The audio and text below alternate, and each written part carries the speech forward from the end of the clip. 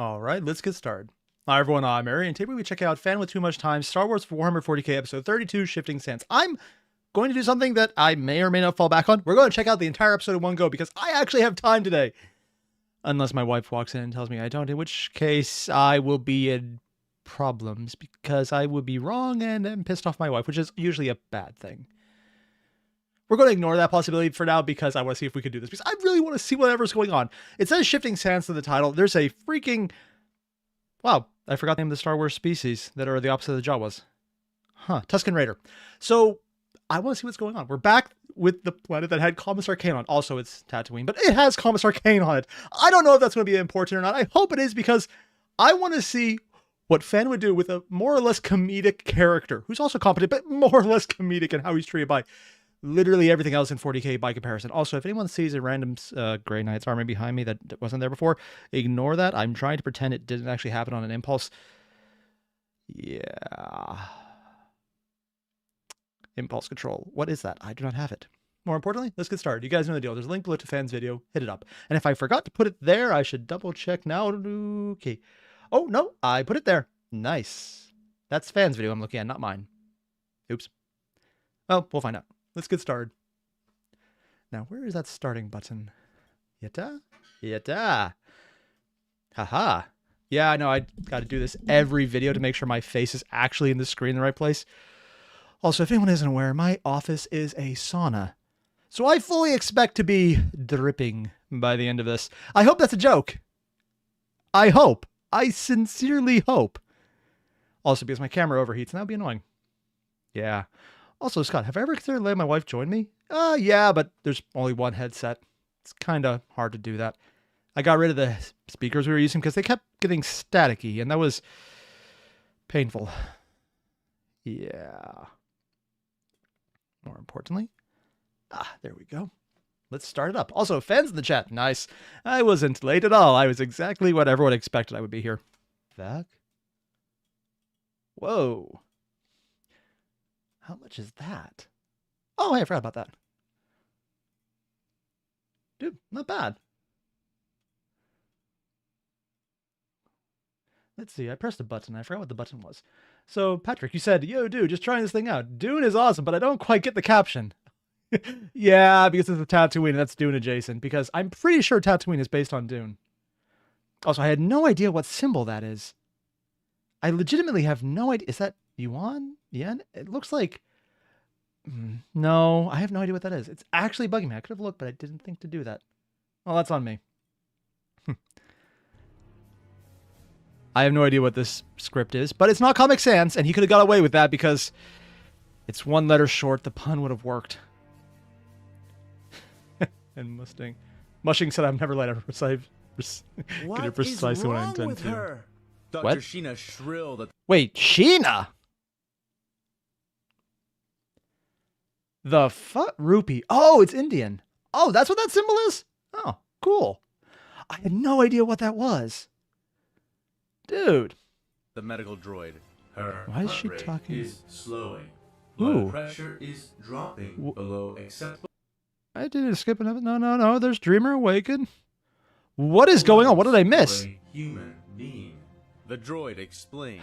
There was the Padme attack. groaned in the background, panting hard as she tensed for another push, but Sheena could see Right when signs she of was her with Padme. weakening even then. Her Who's pallor giving was birth. ashen, her voice containing more pain than strength with each verbal exertion. But why? She was perfectly healthy. I know those are the things that are happening, droid, but tell me why? How No, I don't can her think I blood can. pressure be lowering like this if she is not bleeding anywhere?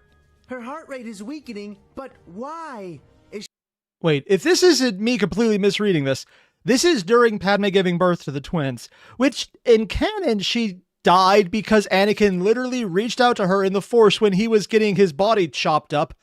Well, no, not so much chopped up, but reintegrated with machines in the most torturously painful way possible by Palpatine as a giant fuck you, because that's of course what Palpatine would do. But he was reaching out and basically pushing the pain on her. But Anakin is in really good shape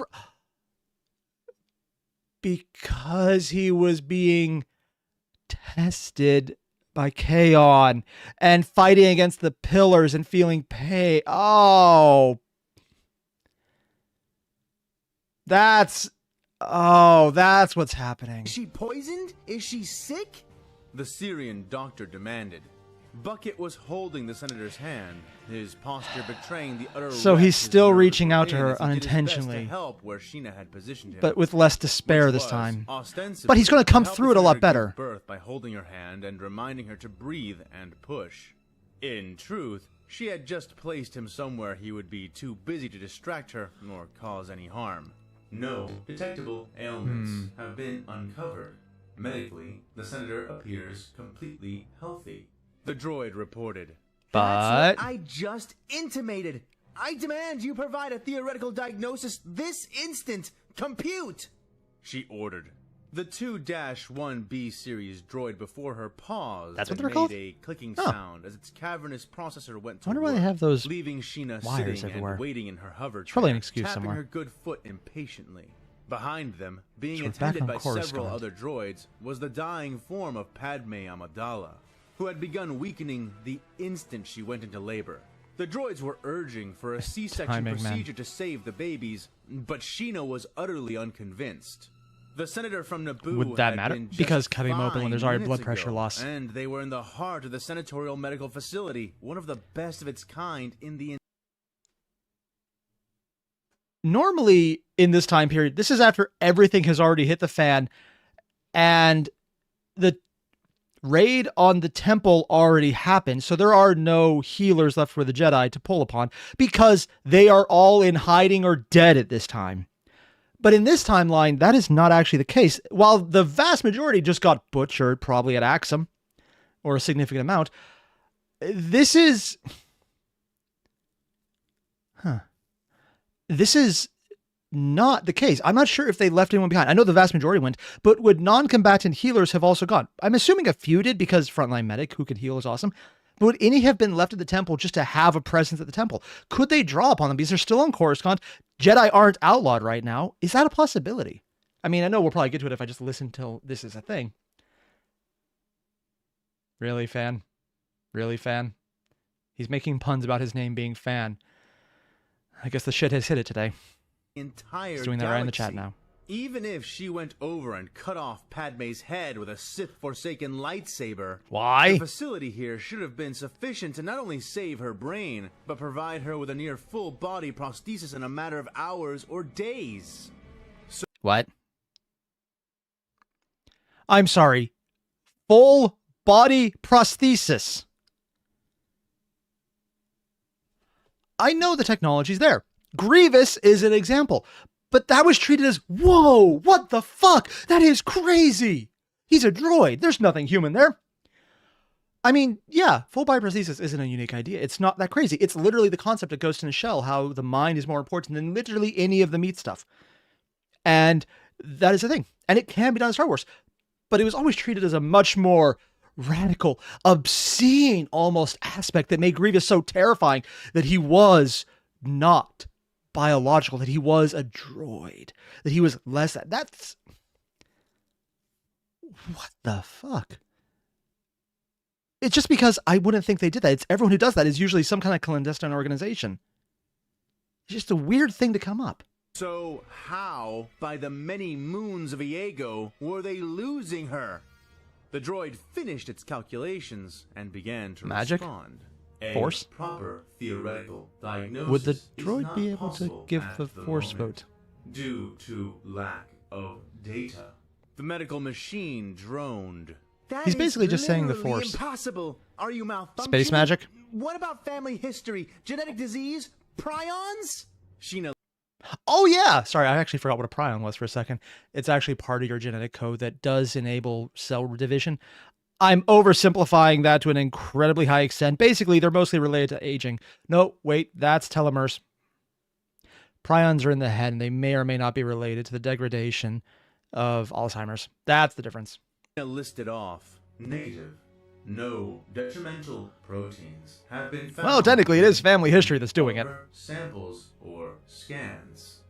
And her family history is impeccably clean. Got a little Readings sandy of on this her one. Genome reveal no abnormality. Fan.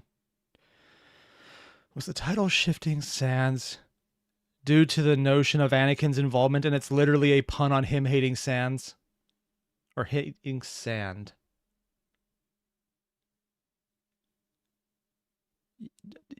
No, you wouldn't.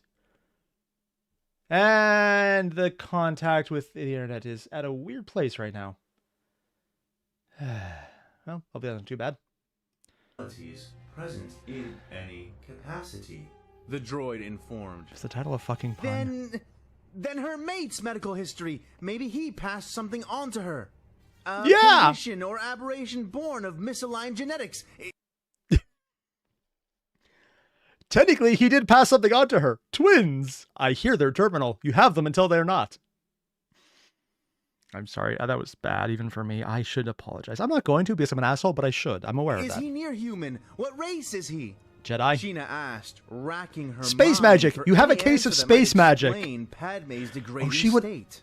We do not have It literally just occurred to me that no one else is aware of that. So I'm so used to the fan consensus being, we know who her husband is. We know who the father is. That it never even occurred to me. Oh, wait, that's still a secret.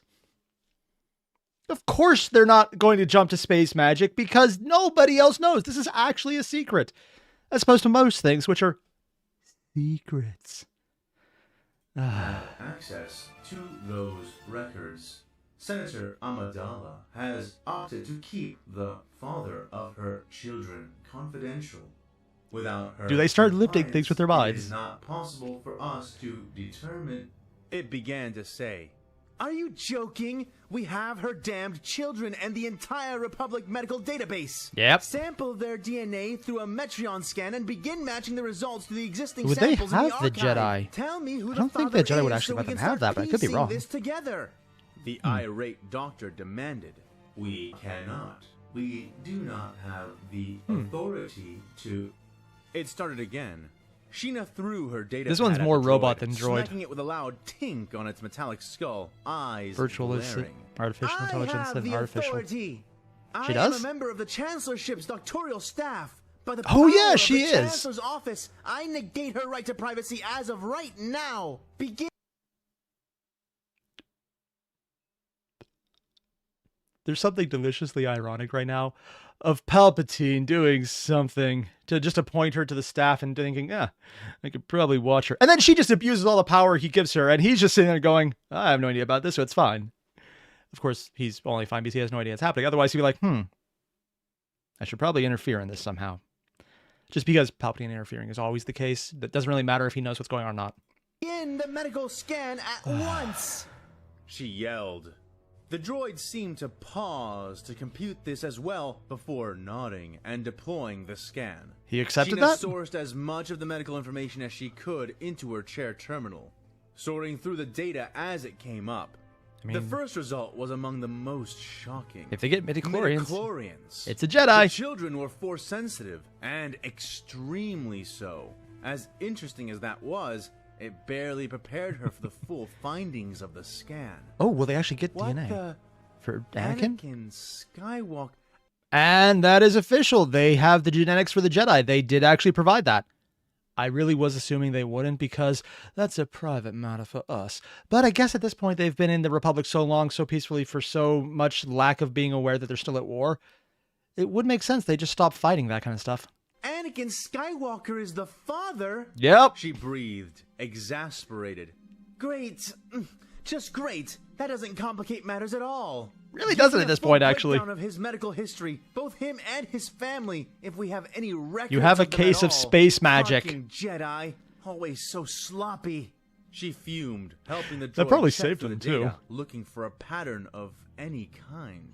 But there was simply nothing there. The best part is she did Nor find the should pattern. there She's be. ignoring it. Anakin was human and exceptionally healthy. You in have and of space aids. himself. I mean magic. Nothing in what she was seeing would suggest that any complications analogous to what Padme was suffering through should occur.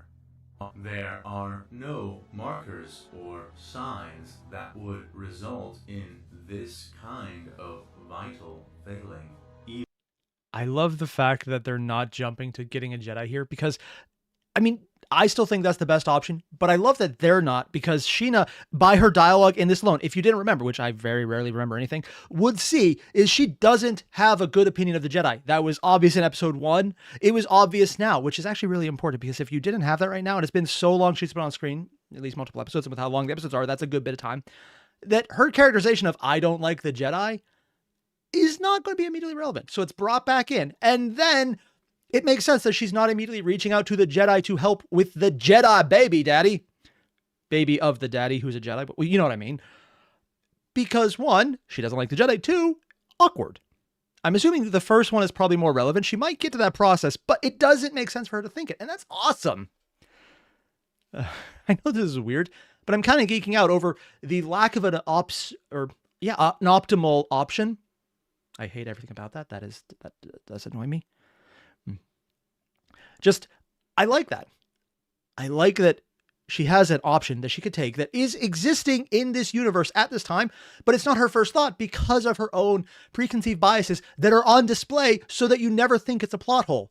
Like in some movies where someone does something that has absolutely no meaning and you're just like, why are they doing that? And followed by thinking, oh, it's because the plot needs them to do that, because if they answered the question already, the story would end. Eagles. If you get the reference, you know.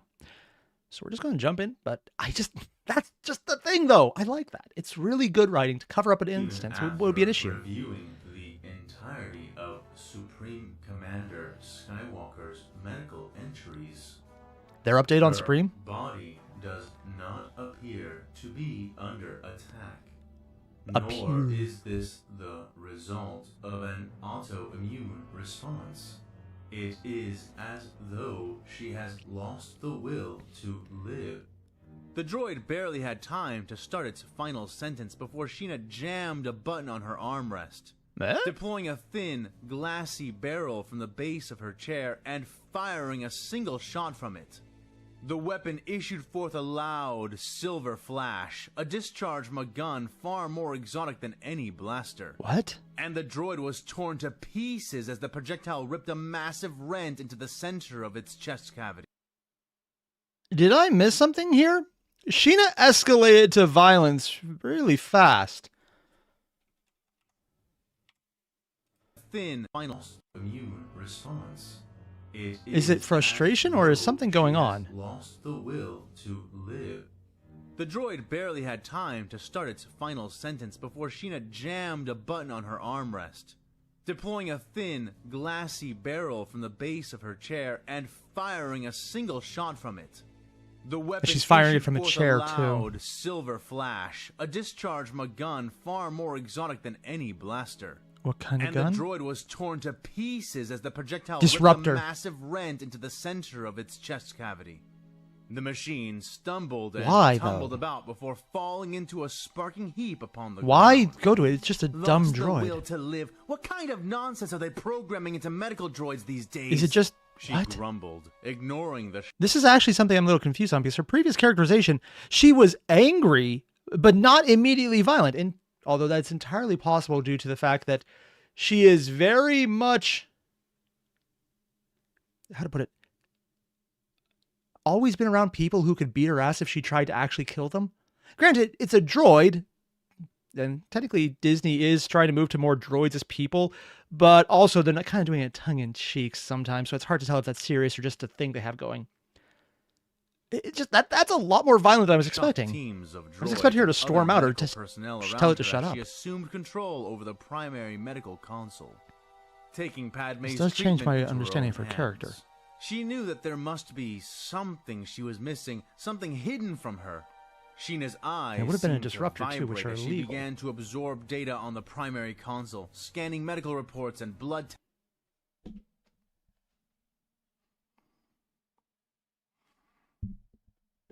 Someone has just said something that caused me physical pain. She's someone angry and yelling who deals with a lot of force magic-y people, which is basically the warp, and is in charge of keeping people from doing stupid shit. And she has a chair that fires disruptor rifles. She is literally Star Wars Fyodor Karamazov. Be close. I see that. I feel pain for everything you just said because I actually agree with it. We have found our Fyodor. Oh, dear God. Test screens as quickly as her impressive mind could process. The damned droid appeared to have been correct about at least one thing. Nothing was pointing to the reality they were watching. Nothing. Padme was fighting for her life, for her children's, for her Jedi lover, for the Republic itself. But something was killing her. A pressure that none of them could see, a force which was gradually squeezing and sapping the life out of her body. But what could it be? She just said it! What could it be? What force could act through people, with people, all around people, reaches out and touches people? What random, unseen force could this be? Fan, you are hamming this one up so hard right now. I mean, you literally name dropped it. Also, it does really point out that the actual naming of the force is kind of ridiculous because it's just the most generic placeholder ever that they just never got rid of. The answer struck her like a bitter upchuck of bile. She enforced upon herself the deductive mantra that had served her so well. A Jedi has kids with problems. Once all other possibilities have been eliminated, then all which remained must be the answer, Quoting no matter how unlikely. Nice. Any mystery could be narrowed or destroyed by the application of that creed. She had to believe that, for it was only through it that she could muster the will to subdue her pride and... My God, she is arrogant even here. At the genius of figuring out the thing you already knew is the thing you already knew. Also, Fan has said that she cannot be Karamazov because she doesn't have the tall hat. I will have you know, sir, based on the shape of her head, the hat has been permanently integrated. She cannot go anywhere without the tall hat. Therefore, Fyodor. Make the call she needed or to make. Sheodor. Get me in contact with the Jedi Temple, she sighed, looking to the nearest droid who was not otherwise occupied. What? The Jedi? What can they do about this? Magic. Bucket asked Space from Padme's magic. Side. Whatever is killing her is not a normal ailment, Bucket. Who is left to respond, though? She's dying out of nowhere, as if by magic. So if we are dealing with magic and not science, then we need a wizard. Dr. Sheena said, tapping furiously, injecting the worst part is with that's a dose technically of adrenaline accurate. To keep her alive long enough for the help she would Magic must need defeat to arrive. magic. So you mean a Jedi? Bucket asked, flinching as Padme Bucket squeezed is his hand twice as hard as he's before. too precious. Dr. Sheena shook her head. Not just any Jedi, she said, before turning Jump back into to a the healer droid or a master? who was already hurriedly typing on a communications terminal. We need Master Yoda, and we need him now. I mean, I get why politically he's the best choice because this is a Jedi baby daddy situation. And frankly, Yoda's probably the most interested in saying, well, shit. But you think a healer might be a better option? Would Yoda even still be there? Wait, Boba Fett? Would he be a kid at this time? Boba hung off the end of the speeding bike, facing with his back to the driver, the seat he was in being designed for a much larger rider. Sand billowed about the two of them, and the bright suns colored them in, blinding any unshielded eye. They were on the way to Arnthoth's Lookout, a survey and monitoring station a few clicks out from Arnthoth's Pass. It was, officially speaking, a local project which was funded by the Republic. I know Boba Fett does play into not 40K. I just want to say why. Into later episodes of the Clone Wars, at least mentions, but I'm not sure if it's Rebels I've seen those images from, late Clone Wars episodes, or something else, where he's a little kid who's running out with bounty hunters. But also, everything I just said, that's all I know about him until he's in the sixth movie. So I got no idea what we're going on. Because I see sand in the background, I'm assuming we're on Tatooine, but I got no idea here. We could be completely off. However, could be a different sandy that planet. funding had dried up ages ago, Is along that with any interest in the what actual the project hell? itself. Yet still, the station remained staffed with at least 15 crew all throughout the year. Oh, I get it. So if he's on the back of a bike for someone much bigger, so he's literally coming from Jabba's palace. So he was one of the people who was taken with them. So this is after Commissar Kane intervened. So when they say much bigger, it's not just meant for an adult, it's meant for a space marine. Oh. For years since that And this would be Kane adjacent, so we're probably on Why? Tatooine. One word could explain it. Spice. The scientists had been replaced with less technical professionals of a distinctly less civilized profession. Yet due to the excellent positioning of the station and the dry, difficult conditions around Is it made its from approach, worms? business Sarlacc tended even that towards moves. being good, and the project, such as it was, remained successful. Currently, the entire thing was owned by Jabba the Hutt, who mostly Tatooine. used it as a taxing station, enabling runners from nearly any organization to utilize it, provided they were not stingy with their credits when passing through. Oddly enough, the Commissar and his people had seemed more interested in its original, failed purpose than its current enterprise. What was the original one? And upon learning about it, Spice, had dispatched Boba out on his first official job as an agent of the Imperium. Oh, He shit, was he's to actually... help the So he's not just a random draw. He's actually just pulled out as part of the job force.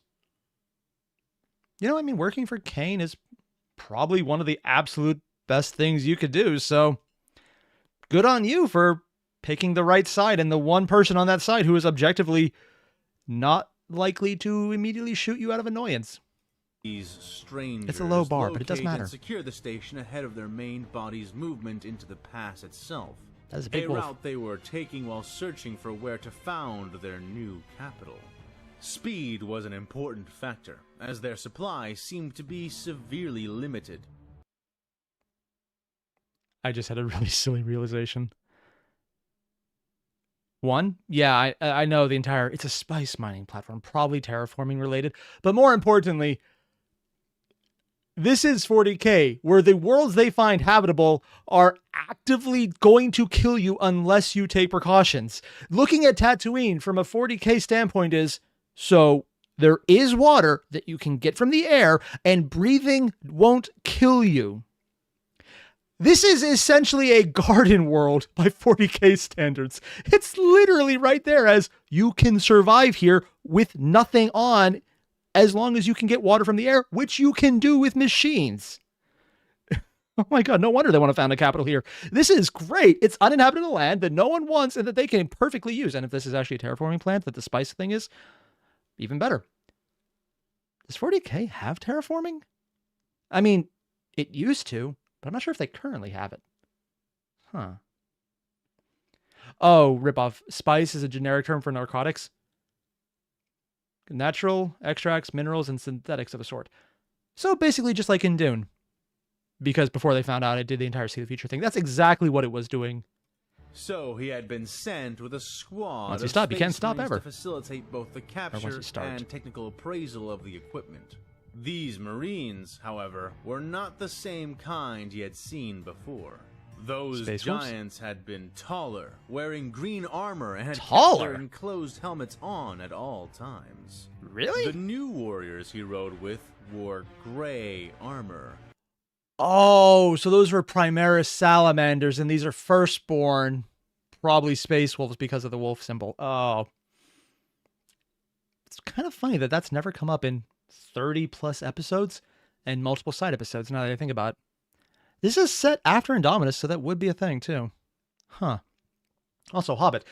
Mace mentions Yoda was staying behind when they left for Axum. We saw Kane's entrance from Boba's perspective. Tatooine is where Terra would be in 40K.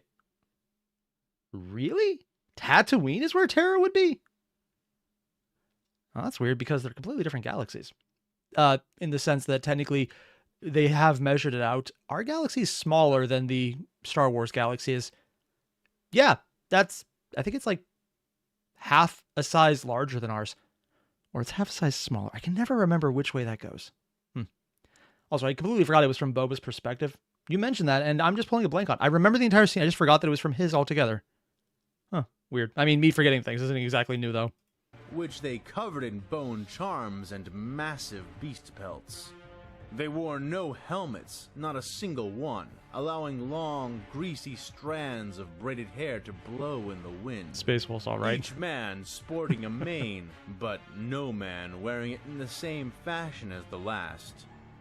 4 were on foot, 3 were on a pair of bikes, and the last rode a beast, a monster resembling, in the most basic of ways, a wolf, though it was clearly something more. Yeah. The 2 drivers of the bikes, and the 4 men who ran after them, seemed relatively young to Boba, though still older than himself. How does Boba get away with They calling wore anyone young? feral grins and were prone to spontaneous singing and howling. Something he'd learned all Bloodfangs. too well during their 3-hour exodus towards the station. Their armors were relatively unadorned, at least compared to the last 2 in their party.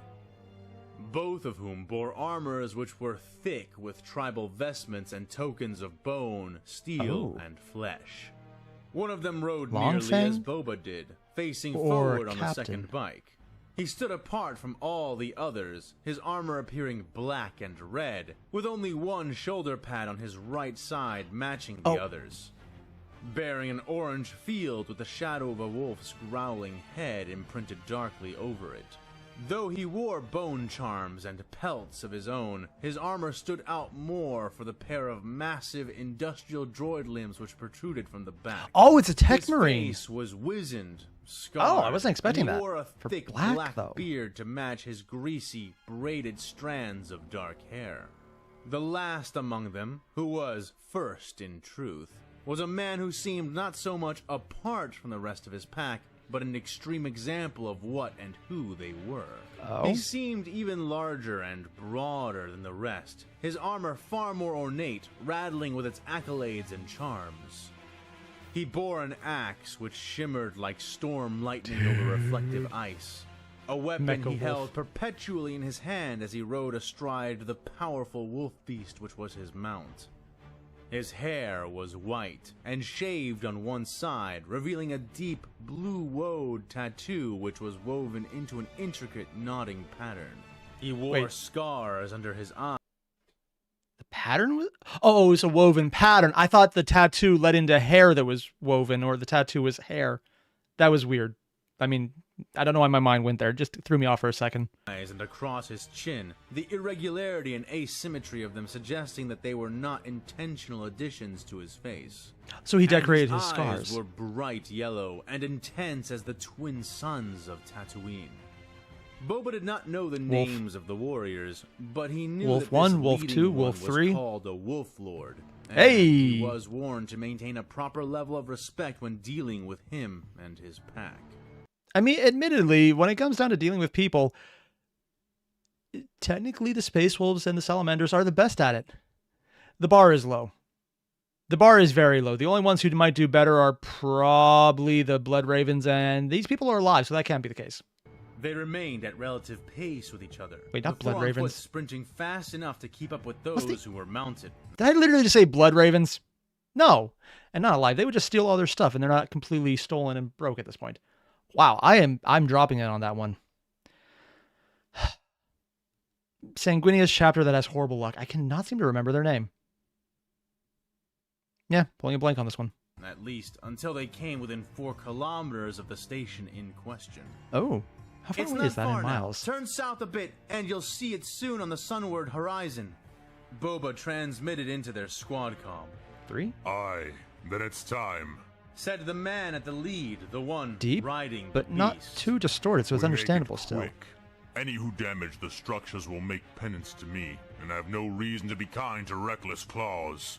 Remember yourselves, and the And Wolf considering how Father's random wisdom. they are. Bring back from this hunt of victory to humble our cousins. Break your shackles and let howl thine fury, my claws of winter. Lamenters, that's it. At those words, the Claws of following Winter? men Oh, it's a released chapter, sudden okay. and terrible Or howls. great company. Bellowing through augmented throats, their shouts shaking the sands for miles around, before their voices were joined by the sudden roar of their bike engines. The blocky machines lurched forward so quickly that the young Fett nearly found himself thrown clear of his bouncing seat, barely managing to keep his hold as troughs of sand were kicked up several meters into the air. Whoa! Hey, a little warning maybe? Nope. Boba yelled, but the man at the head of the bike only bellowed out a laugh in response to his whinging. Oh, of course they're Don't fine with ye it. blink, whelp, or you'll miss a sight you're not likely to see again. They're having This is fun. the charge of the Volca Fenrica. Enjoy it. The man yelled, his bike and his compatriot quickly outdistancing the running Marines. Even as the wheeled machines themselves were outdistanced by the lopping, leaping footsteps of the beast their leader rode.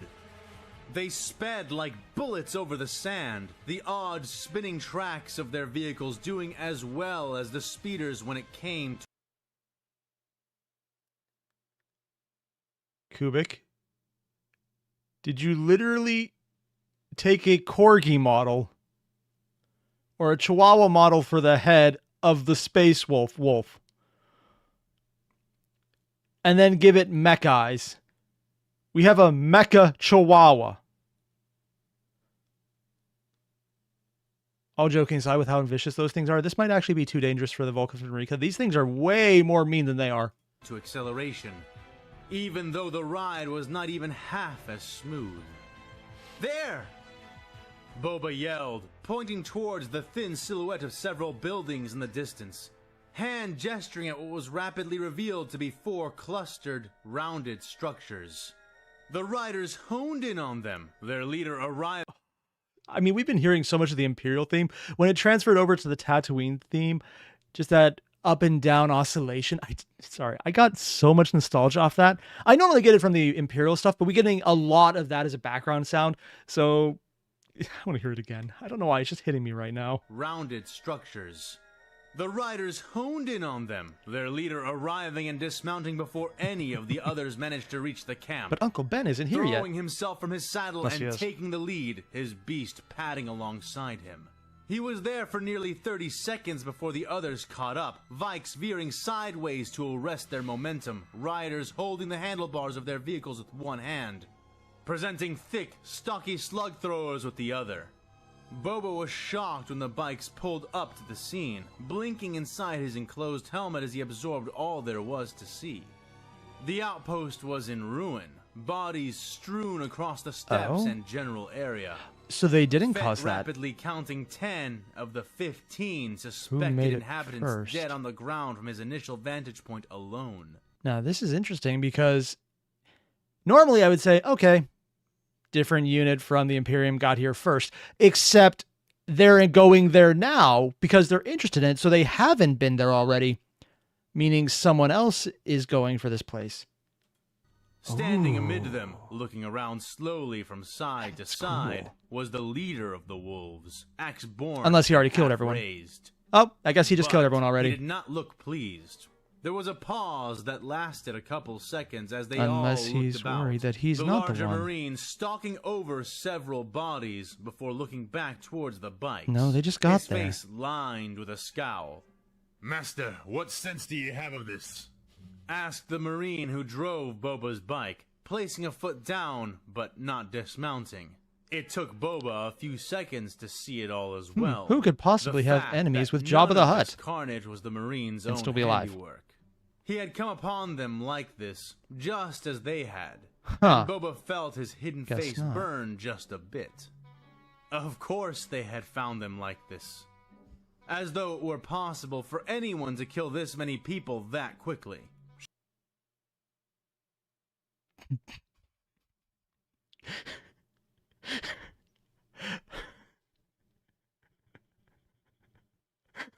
Oh, wow. I'm sorry,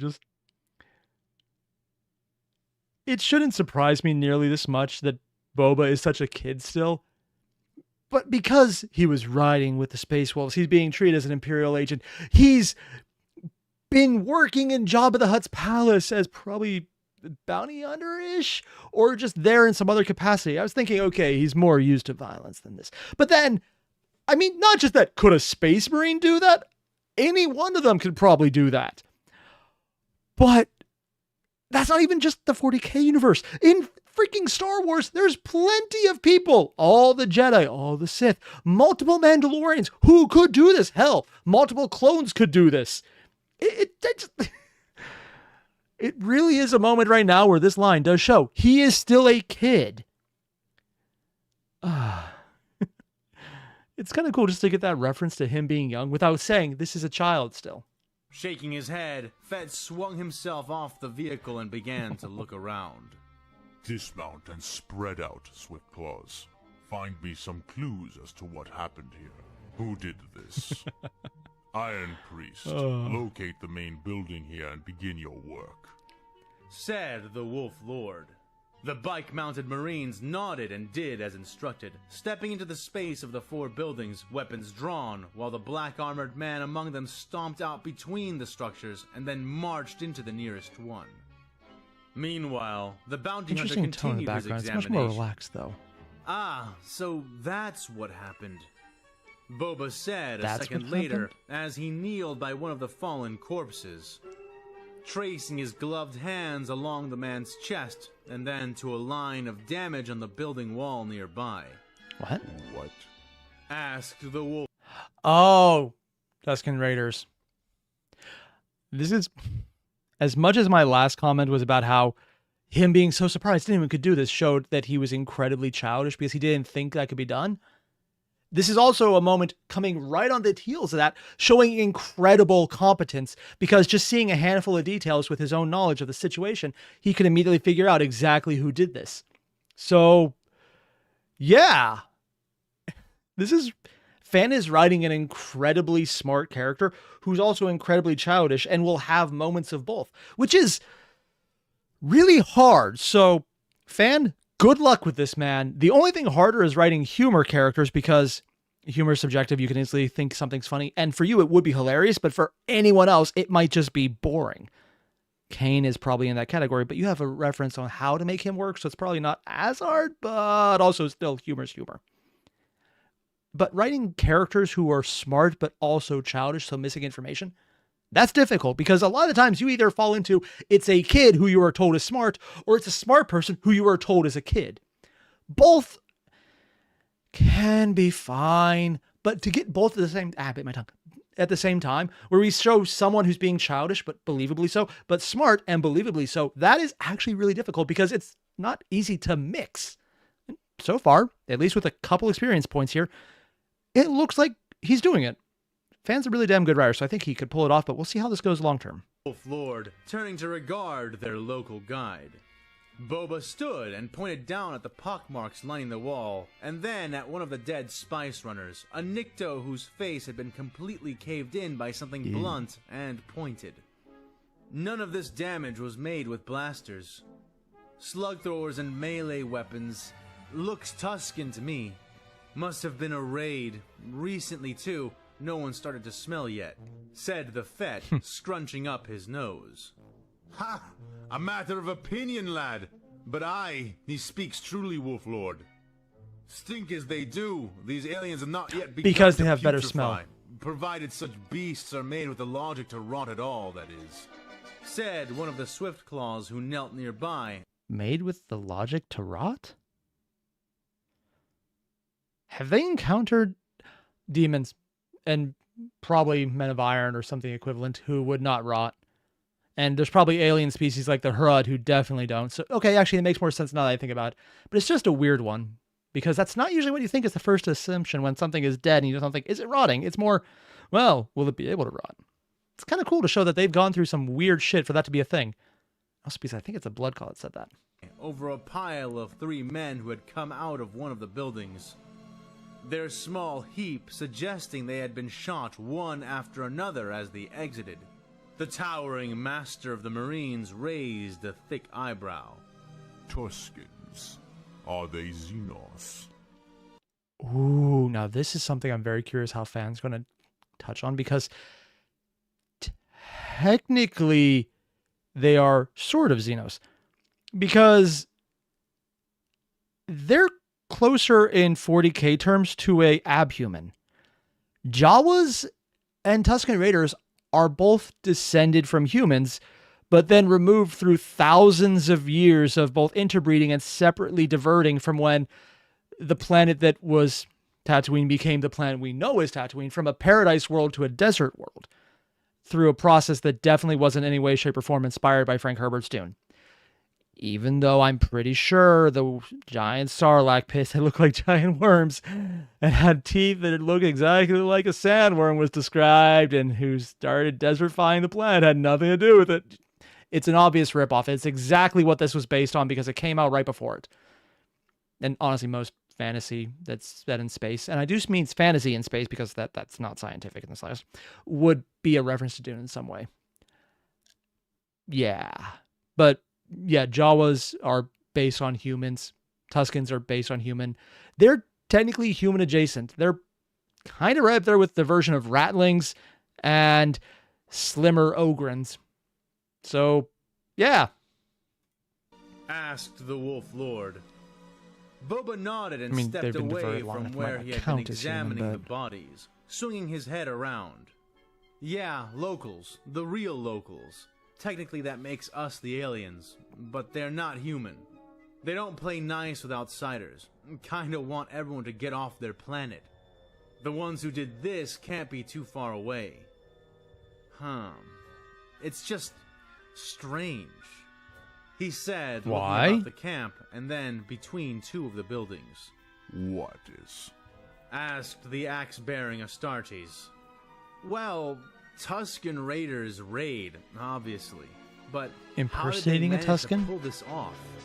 They shouldn't have speeders of their own, and sneaking up on this outpost in the middle of broad daylight. So it's not actually a even Tusken, with it's someone speeders, impersonating a would be Tusken. a trick I don't think they could pull off. Or hoping it's Not confused unless- as. Boba muttered, walking about. By the Wolf Father, spit it out, whelp! Said the Swift Claw. Yeah, give me a carking second. Boba said, waving his hand at the demanding Marine as he looked around. Ha, there! He said, spotting a set of wide, odd indents in the sand. The two Marines closest to him, the Wolf Lord included, stepped towards what he was examining and looked at the patterns. The younger one scoffed. Aye, seems to me you found it, whelp. That sand, all right, explains it all.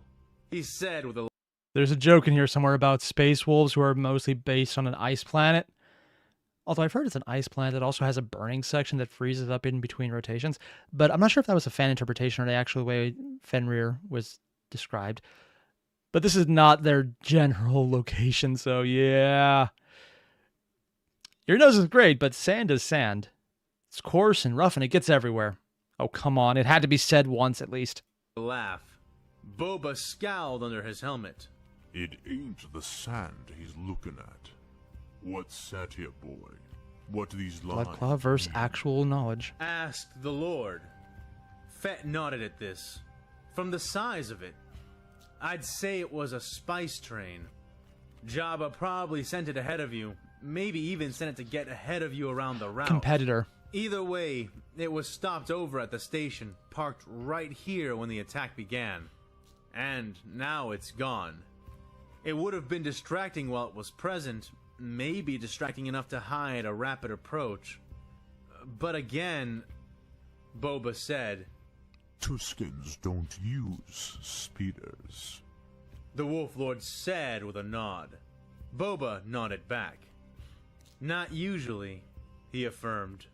The other Marines were arriving on foot now, approaching from all sides and taking up a perimeter. It was at that moment that the black-armored Iron Priest emerged from the building he had been within. Report. Said the Wolf Lord. Aye, it's not good. The machinery is fetid and weak as it is, but the damned What is that? Van has chosen an interesting bit of music to go along with this investigation scene, and I do not know it. Like, tell me if you hear that in the background. I thought it was just like a almost flute-esque and then chanting, but this is the first time I've heard that on YouTube. And more specifically, it's a really unique take because it adds a mysterious aspect to the tone of the story that I really like, actually. And apparently for some reason, wait, okay, I would advise everyone who is talking about taking shots every time I pause to maybe not do that, because I don't want to involve people getting alcohol poisoned. That seems like a very bad idea.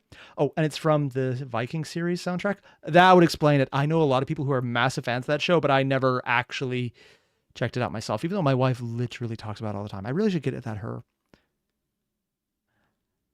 Valentine's Day. Oh, fuck, I didn't get a Valentine's Day gift.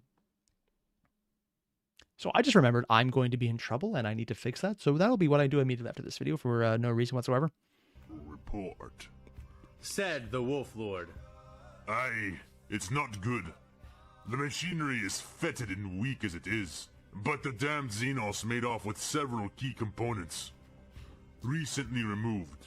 What I have no components? inkling of what they intend for them, but I know that it will not be easy to replace Might give them, away who they are, at least nor what they're looking possible for. to achieve our goals without them. The What was four-limbed their man goal? explained. That doesn't sound right either.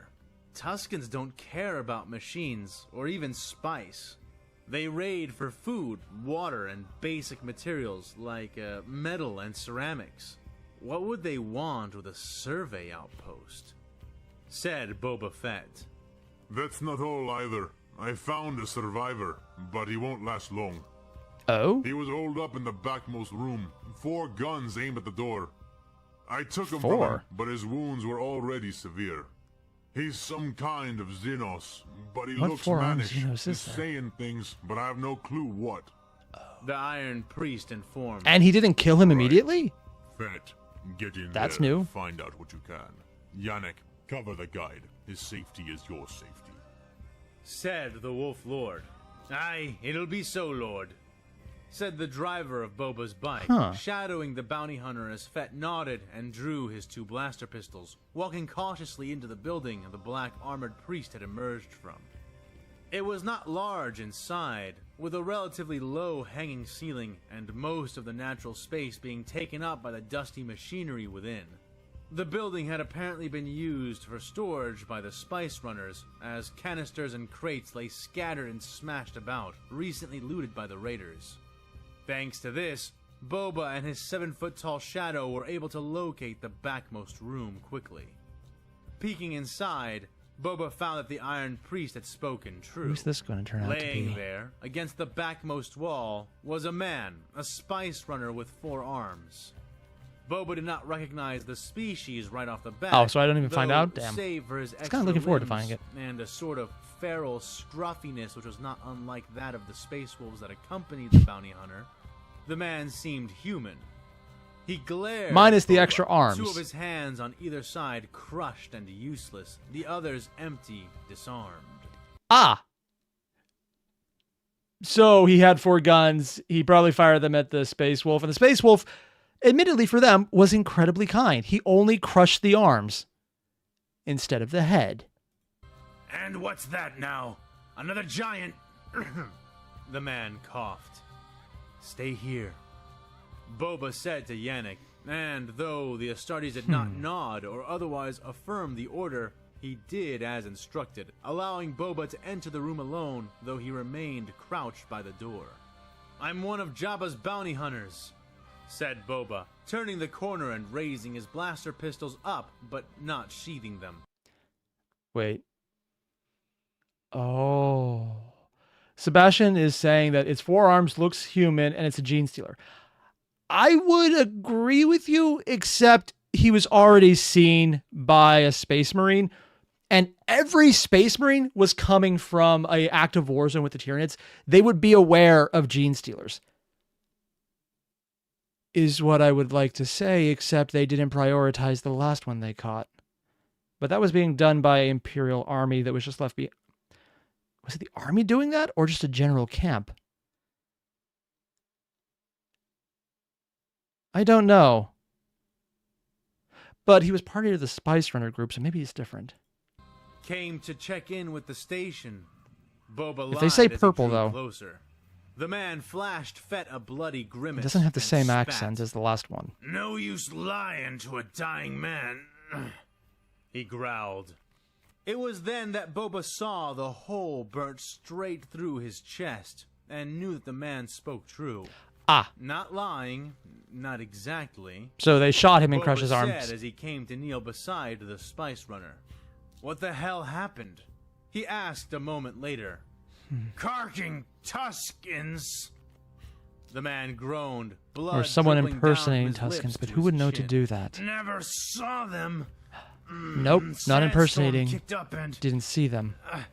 we Oh. never saw them. That's a cool species So look. fast. It all happened so fast. I just came here for a drink. Something to wet my tongue before the train continued on. I heard fighting. Got my guns out. Got ready for them. Killed a few. Till Few their leader what? came in. What does the leader look So like? fast. The man said. You got me good. So it wasn't the Space Stumbled Marine that in shot here- him. In here, trying to make a stand of it. But he didn't follow me in. Wasn't after me. What were they I heard after? the train take off, and then everything got quiet. I was waiting to die, or to fight, or to die fighting. But it was quiet till the howling, and then the sound of machines. Then a giant came in here. So this is the information we shot already him, knew. But my blasters didn't do nothing to him. Yep. He crushed my hands, took my weapons, and now you're here. That's what happened. More information we He knew. finished. Boba nodded.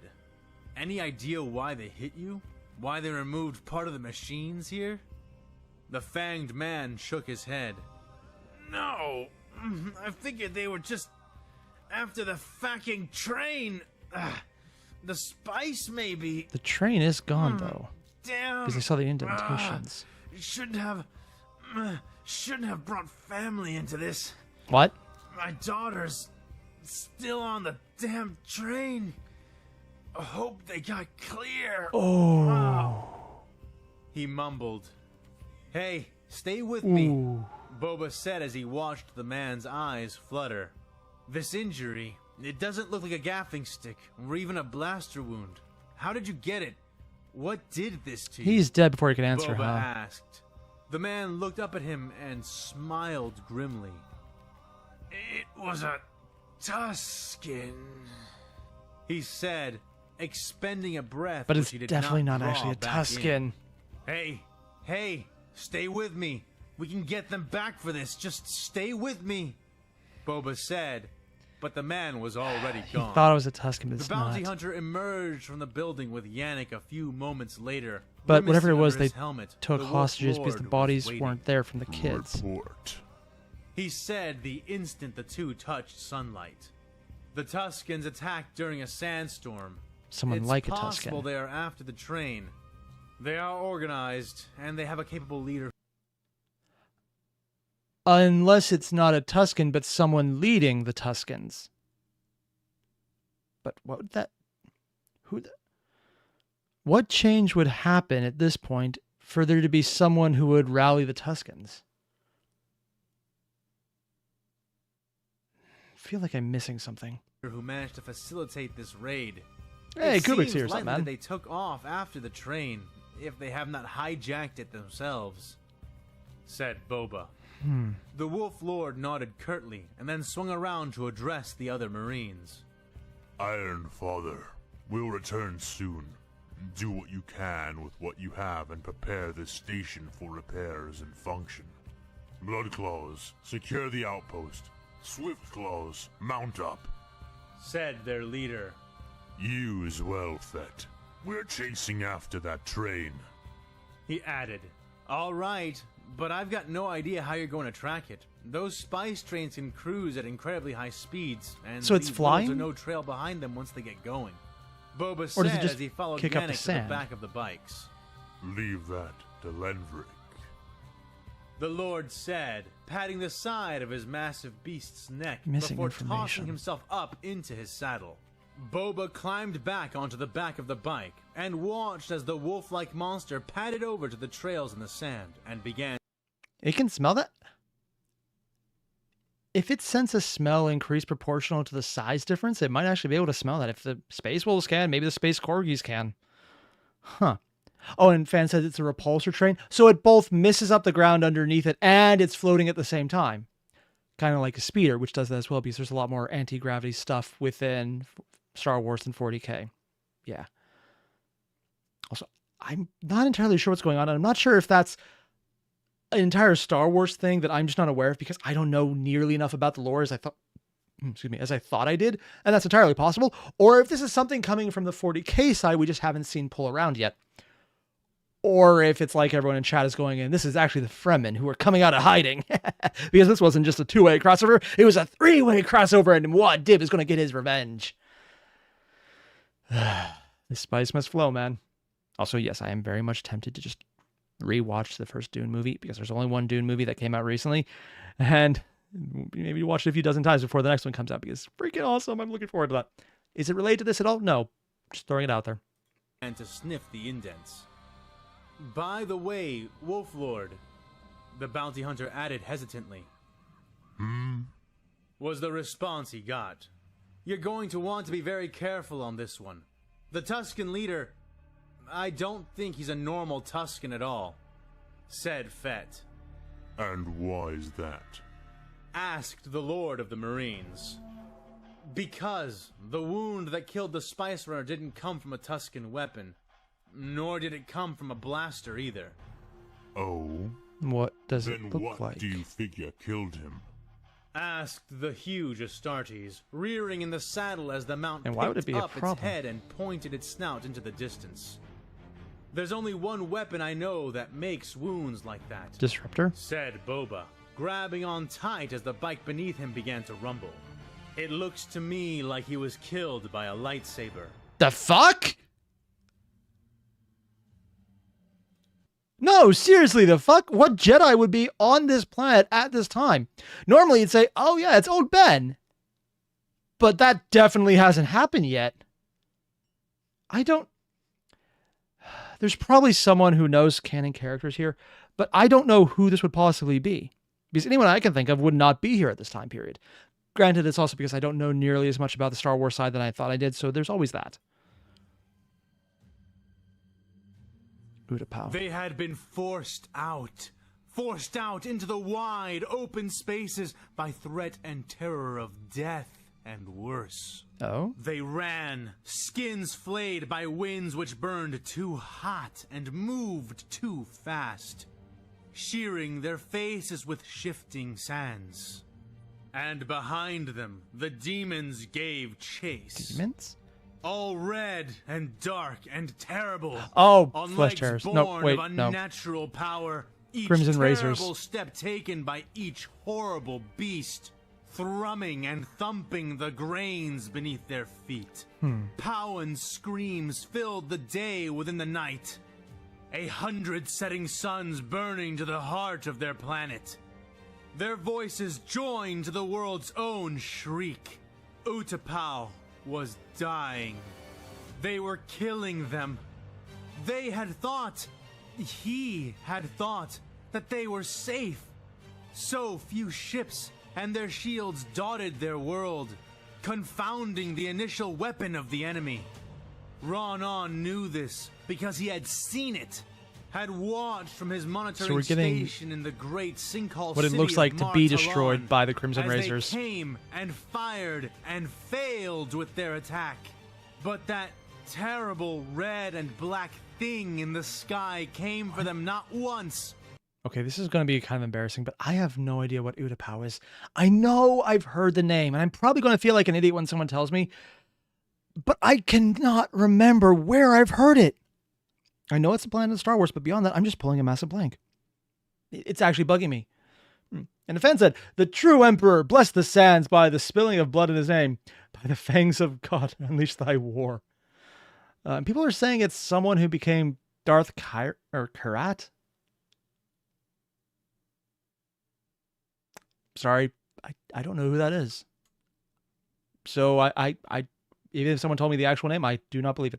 And fan said Utapau is where Obi-Wan fought Grievous in the third movie.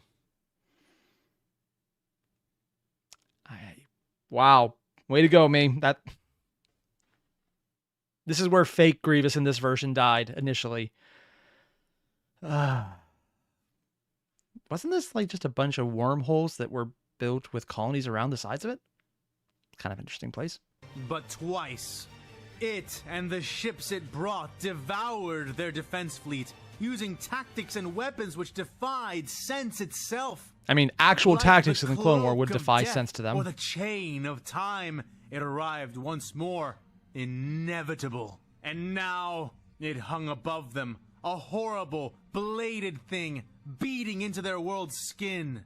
A terrible, hateful beast whose hungering molten spit and crimson glare sought the unwanted factories far below the surface. They're talking about a ship, And also, right? From that Odd way red to and describe it, but black okay. monstrosity had come the Personalizing a lot. demons.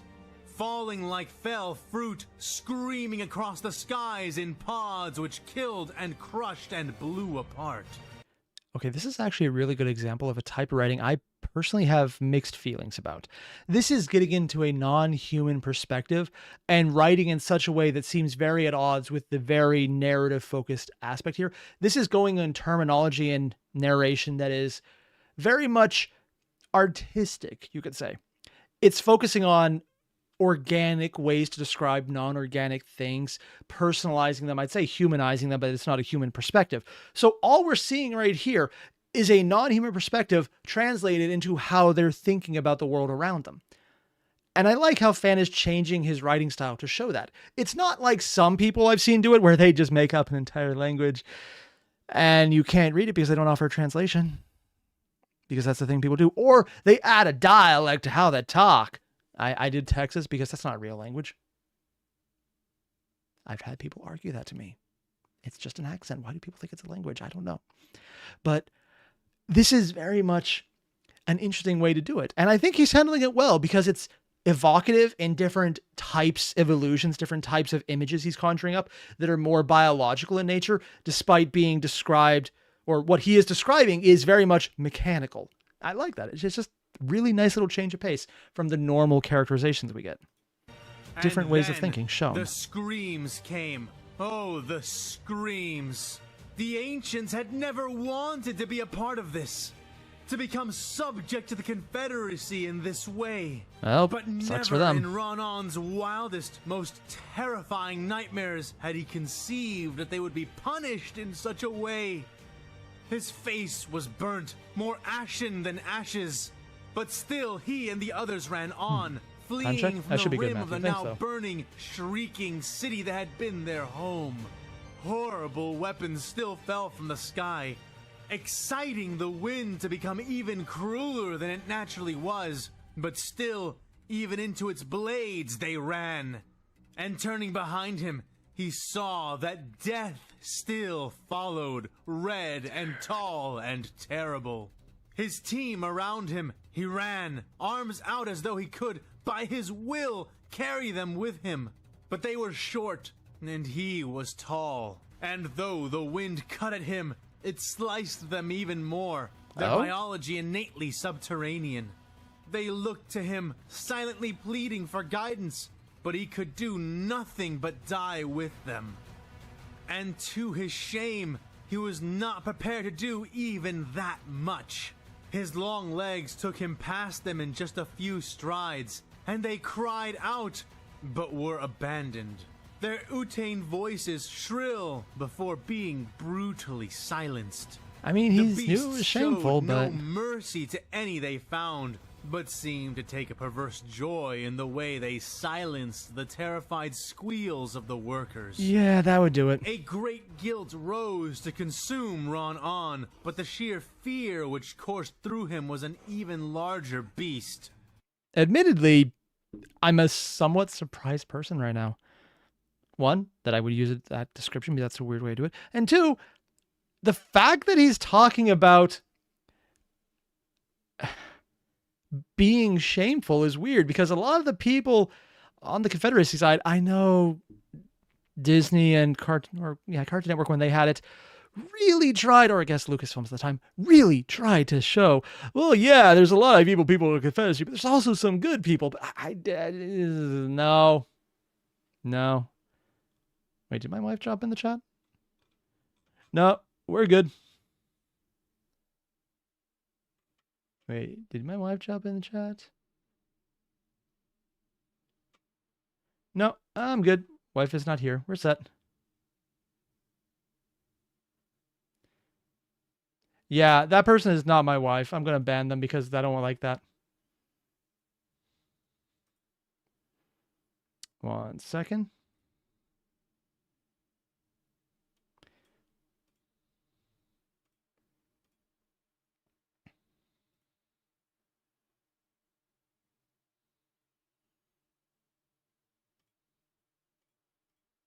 And they're gone. That is kind of annoying. My wife has a specific YouTube channel she uses. That is not it. I do not appreciate trolls impersonating my wife. Try that again, I'll just ban you. And I'm sure they will, because assholes are assholes. And consumed the guilt in turn. Suddenly, he noticed that around him, though he did not know when or from where, he and his had been joined by countless other survivors. Utapauans of all kinds and ages fleeing in his same direction. They They're all being howled as herded, the aren't wind they? slapped them, and the demons brought them down, moving as a great, terrified herd. Some carried weapons, and some among those weapon bearers gathered enough courage to turn and face their pursuers. And die. Not a one lasted long, but the Utai died first. And soon, there were only his people left, and even then, their numbers were thinning with alarming speed. Ron could see it from the corners of his eyes, the crowds around him, within his peripheral vision, vanishing. Those who remained were driven on like panicked cattle, running for what felt like hours Why are they being in the brilliant herded? night. Probably just leaving easier their to kill city en masse. far behind. The sun began to rise, but it was rising in the wrong direction, directly in front of them. Ron dove to the ground, shielding his head, but when the blast wave came, the waking world was taken from him. Oh? When next he returned to it, it He was returned by to way it. of a caustic chemical smell, a crushing pressure over most of his body, and the sound of an all too familiar scream. His He gasped, or someone but else's? Only softly, his chest compressed Nope, to not allow his. nothing greater, and he blinked. Is he crushed his under something? eyes stinging with blood and sweat and droplets of whatever that foul-smelling liquid was. He took a moment to recognize that it was daytime, true daytime. He was still out on the flatlands, but his body was protected from the now calmer winds by way of the many bodies which lay atop him. Blast He was wave, half probably. buried in a pile, a mound-like stack of the dead. He literally survived the wind and whatever they killed everyone else with because they all got in the way. What did they hit him with? Mostly composed of Imperium, other this could be a lot of stuff. pounds. Being several centuries old, he had just enough wisdom to stifle Centuries? his reaction. Looking about I'm sorry, I didn't know anything about the Utapau custom, the race. I did not realize they lived that long because he'd referred to himself as not one of the elders or the ancients. So, damn, that is a very long-lived species. carefully and thanking his warding stars that he had.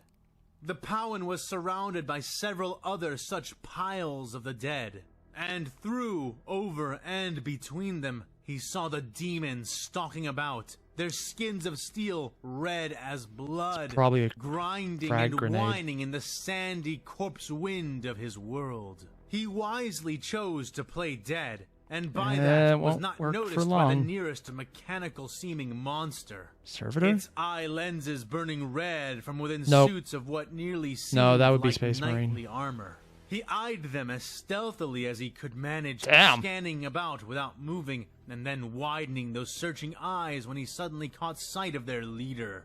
A feature he recognized by the beings bearing alone. It was among Oh? a group of 5 other demons, each one larger and So this is the point of it. It's also seeing both an alien perspective, which we've now transferred out of that the basic descriptions are gone to a more standardized style of writing, but also we're getting to see what the Crimson Razors are doing from a different perspective than within their own head to show the horror of their aspect, as opposed to the usual, this is kind of fun because they're just slaughtering everything. It's like, this is a cakewalk, as opposed to, oh shit, they're terrifying, which you can't really get when you're in the driver's seat or seeing from the driver's seat in this case. denser than the others. he Building had them up seen. as a faction that's All of more them the squatting villain. and sitting atop the absolute largest of the corpse mounds, with their king beast sitting nearest the pinnacle in the center. They had removed their red-eyed helmets, revealing their underflesh to be disturbingly near human, but with distinct differences that told Ron that they must be anything but. Why? Their features were too large, too broad, just size. And their teeth. All of those who sat atop the mound had sharpened teeth. Teeth which fit together perfectly. Teeth they were using. The fuck?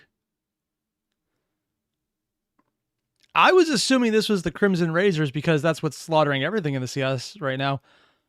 But why is sharpened teeth? I thought that was... You know, they did mention sharpened teeth with the librarian. I thought that was just an affectation on his end. Another scream, so much like the one which had woken him. Wait, what? But coming from a different throat. The scream of pow and flesh. The scream of elders and ancients.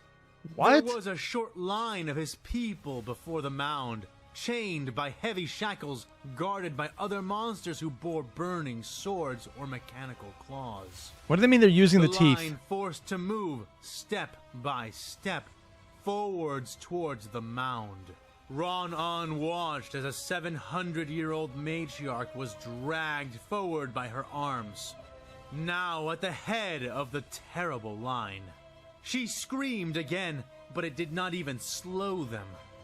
As with the Powan who had come before her, her arms were not unshackled, but rather sliced off at the wrists. The remnants of her hands and arms callously shaken off the chains.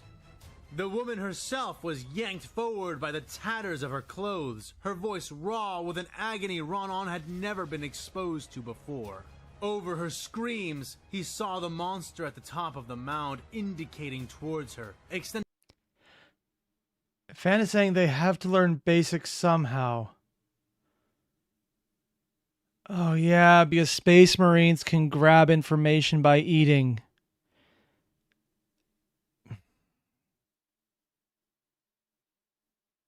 I keep forgetting about that because it's a stupid addition. It literally just serves... Sorry, a lot of the Space Marine genes are absolutely stupid and serve no purpose except to say, we have cool tech. But frankly, none of it actually matters for any legitimate reason.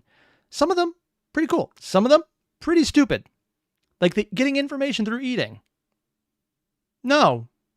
Because in general, that would imply that there's information they care to get from the locals. And yeah, they have to learn common somehow, but also at the same time, why? Like, legitimately, from a Space Marine perspective, just slaughter everything and be done with it is a legitimately good option.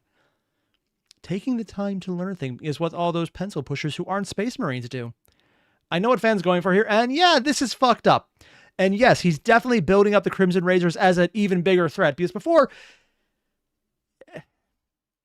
If they're going to be in conflict with Grievous and Grievous is being built up, that means you also have to build up the Crimson Razors as a threat, because the only time we really see them fight is either an overwhelming win, but it's not that crazy, like when they first got to Axum, or when the Librarian was fighting. And that, while it was intense, never made him feel like a villain until you saw his backstory. And then it's like, oh, this is fucked up. But he was always fighting and joking around. And he was enjoying it because he got to fight and kill and use his power to maim. So like the general level of psychotic that you expect from a lot of Space Marines. But the act of seeing this could happen off screen and no one would give a damn. You can get random dead shit. But the act of seeing it from the eyes of someone terrified that they're going to be basically cannibalized, depending on how you define cannibalized, it can depend because they're not the same species. But in Star Wars, I'm assuming sentient is more in place of that than species. So, yeah. It's fucked up. But it's also a good way to show these are the people Grievous is going to be fighting, because Grievous does not come in like that. Oh, the first fake wife person's back. I swear, people are assholes.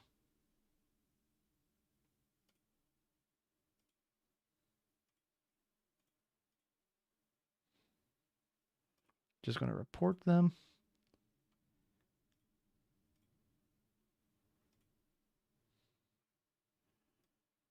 Just get rid of this. Yeah. If anyone wants to...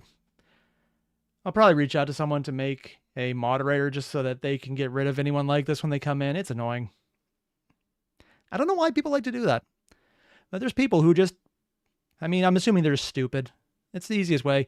Whenever someone gets off on stupid shit, it's usually because they're just a dumbass themselves. It happens. Just best to ignore them. Sending a large finger-mounted talon, and then gesturing at one of his own beasts, a red warrior who stood at the base of the mound. It nodded and stepped forward towards the Elder Powan, who was going pale, going into shock as the stumps of her arms bled her severely. But before she could die, the demon removed its helmet, grabbing her by the throat and lifting her. It opened its maw, the ring of shark-like teeth which it bore spreading open wide, and then settling around her skull. The cracking crunch which followed was an even more horrifying sound than that of her screams before. It was only at that point that Ronan realized for certain that the monsters on the hill of corpses were eating. They and their leader, and one by one the underlings beneath them, were devouring his people. Those chained and dragged forward were captured like the cattle of an enemy city, each being butchered and consumed by the conquerors. They were eaten head first, though clearly that was not all, not for some.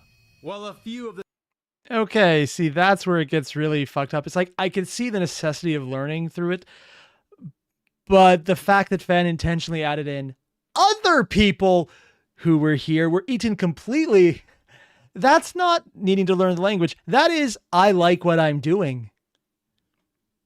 This is kind of effed up, and considering the other one is impersonating Ultramarines while probably being based on a certain old One-Eye, yeah, they're enjoying this. Fen is really trying to make sure these guys sound like the evil ones. Which, I mean, yeah, he's succeeding. But I think because he was making them sound too good by accident prior to this. Not them, but Imperium in general. The head, or just the top of the skull. Several continued, and even now, those upon the mound held arms, legs, and ribs, chewing and biting into their flesh like the extinct predatory beasts which once roamed their world. The scene continued and repeated for some time, and Ronan was fixated upon it, trapped within a terror which was too much to observe, yet too horrible not to. By the time he could pull his eyes away from the living feast that was being made out of his race. I just want to point out, this is disturbing and I kind of want to skip forward. Like, I'm legitimately feeling a little nauseous right now. The thought of this kind of stuff always squicks me out. I don't like it. It's being well described, but I just don't like it. And then fans in the chat going, hey man, if you love what you do, you'd never work a day in your life. And I just gotta say, you fucking bastard, you son of a bitch. Why? I just, if I stop right now, it's not because I want to stop. It's because I'm going to throw up.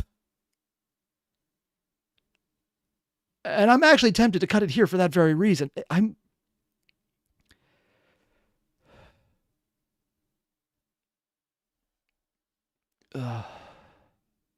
Sorry, I just need a second.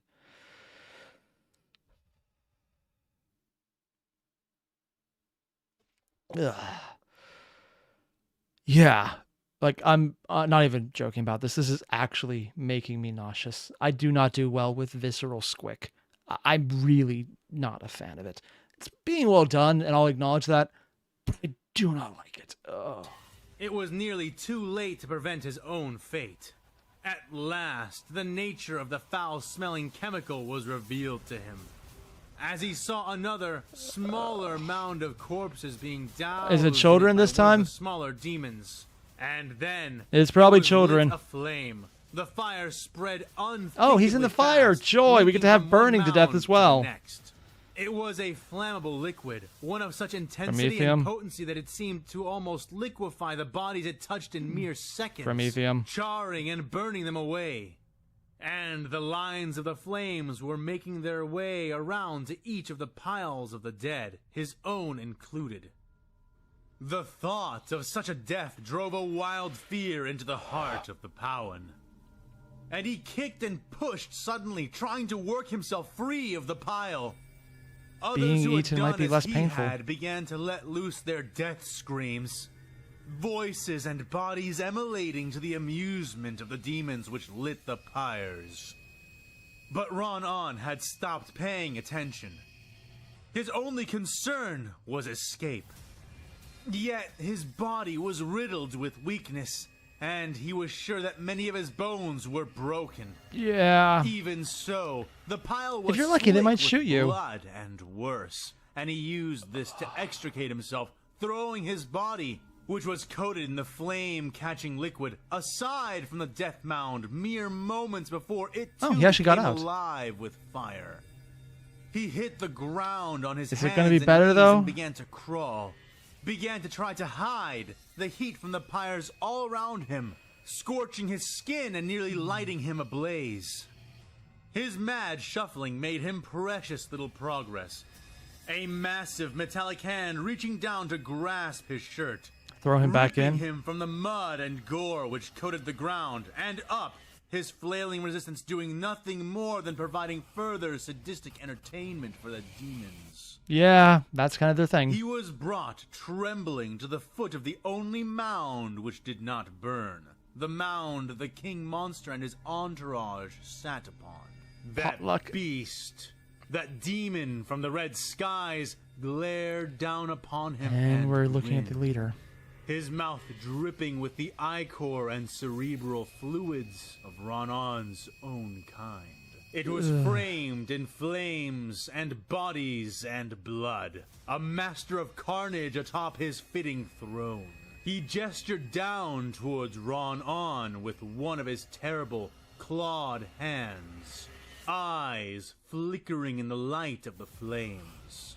And as Ron-On felt himself being lifted, as he felt the gust of hot breath roll over the back of his I know where it's bald gonna go. head, felt the initial pinpricks of those terrible, enormous teeth beginning.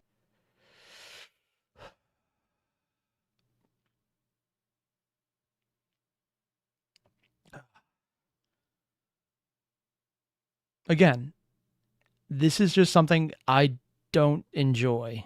This kind of content I am not a fan of. Fan is doing a good job at building up characters so you can hate them. Because before, that did not come across. They didn't come across nearly as hateable. Here, though, this level of horror is cementing them as the worst faction, which I'm sure he's going to try and outdo because he's mentioned in Aftertalk prior to this that he was making the Imperium too good because Palpatine had kind of fucked everyone over. But god damn, man! He's doing a very good job at something I really don't like, and it's not making it easier. To dig into the crown of his skull, his last, all-consuming thoughts. Still were faster of and less painful fire, than the of fire. That terrible vision, which was to be his last, of his people being butchered and burning, and the entire galaxy roasting with them. Let the galaxy burn, all right. Dr. Sheena and Master Yoda. Okay, thank you for going over here. Fine. And fans just saying over the side, we got to remind you what this is about. Yeah, but also, can you remind me in a way that didn't make me want to actually throw up? I mean, like, legitimately, I'm not even joking right now. I'm quite nauseous. I am the coffee is not sitting well. And that is unpleasant because I actually really like coffee. I don't want to throw that up. Finally, Sheena exclaimed as the doors into the facility opened and a small green figure hovered in on a diminutive floating chair. Master Yoda sat serene, but obviously troubled atop his floating contraption, having it land nearby and dismounting, walking to the side of the bed. Padme was looking faint. She was on the very cusp now. Even so, her eyes seemed to clear from her agony for a few precious moments as Yoda Because he took a reached up with break, one of his wizened or because three-fingered Yoda reached out? hands and took her limp limb from Bucket, who stood nearly as listless as the senator as they watched her die. Master. I mean, it's Yoda. He could probably do something forcefully, but I'm kind of surprised there's no moment of why are you calling us? And also, him putting it together, what's going on. I'm kind of surprised we didn't get that moment. We're just skipping ahead. Unless that's being put off until there's no way he couldn't possibly know and she has to answer questions. And by she, I'm honestly not sure if it's going to be Sheena or Padme doing it. Might be at a later scene then. Master Yoda. She gasped weakly. At peace be now. Arrive.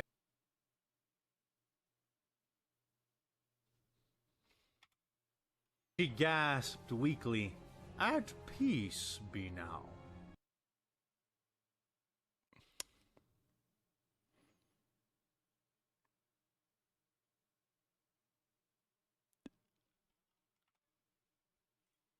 She gasped weakly. At peace be now.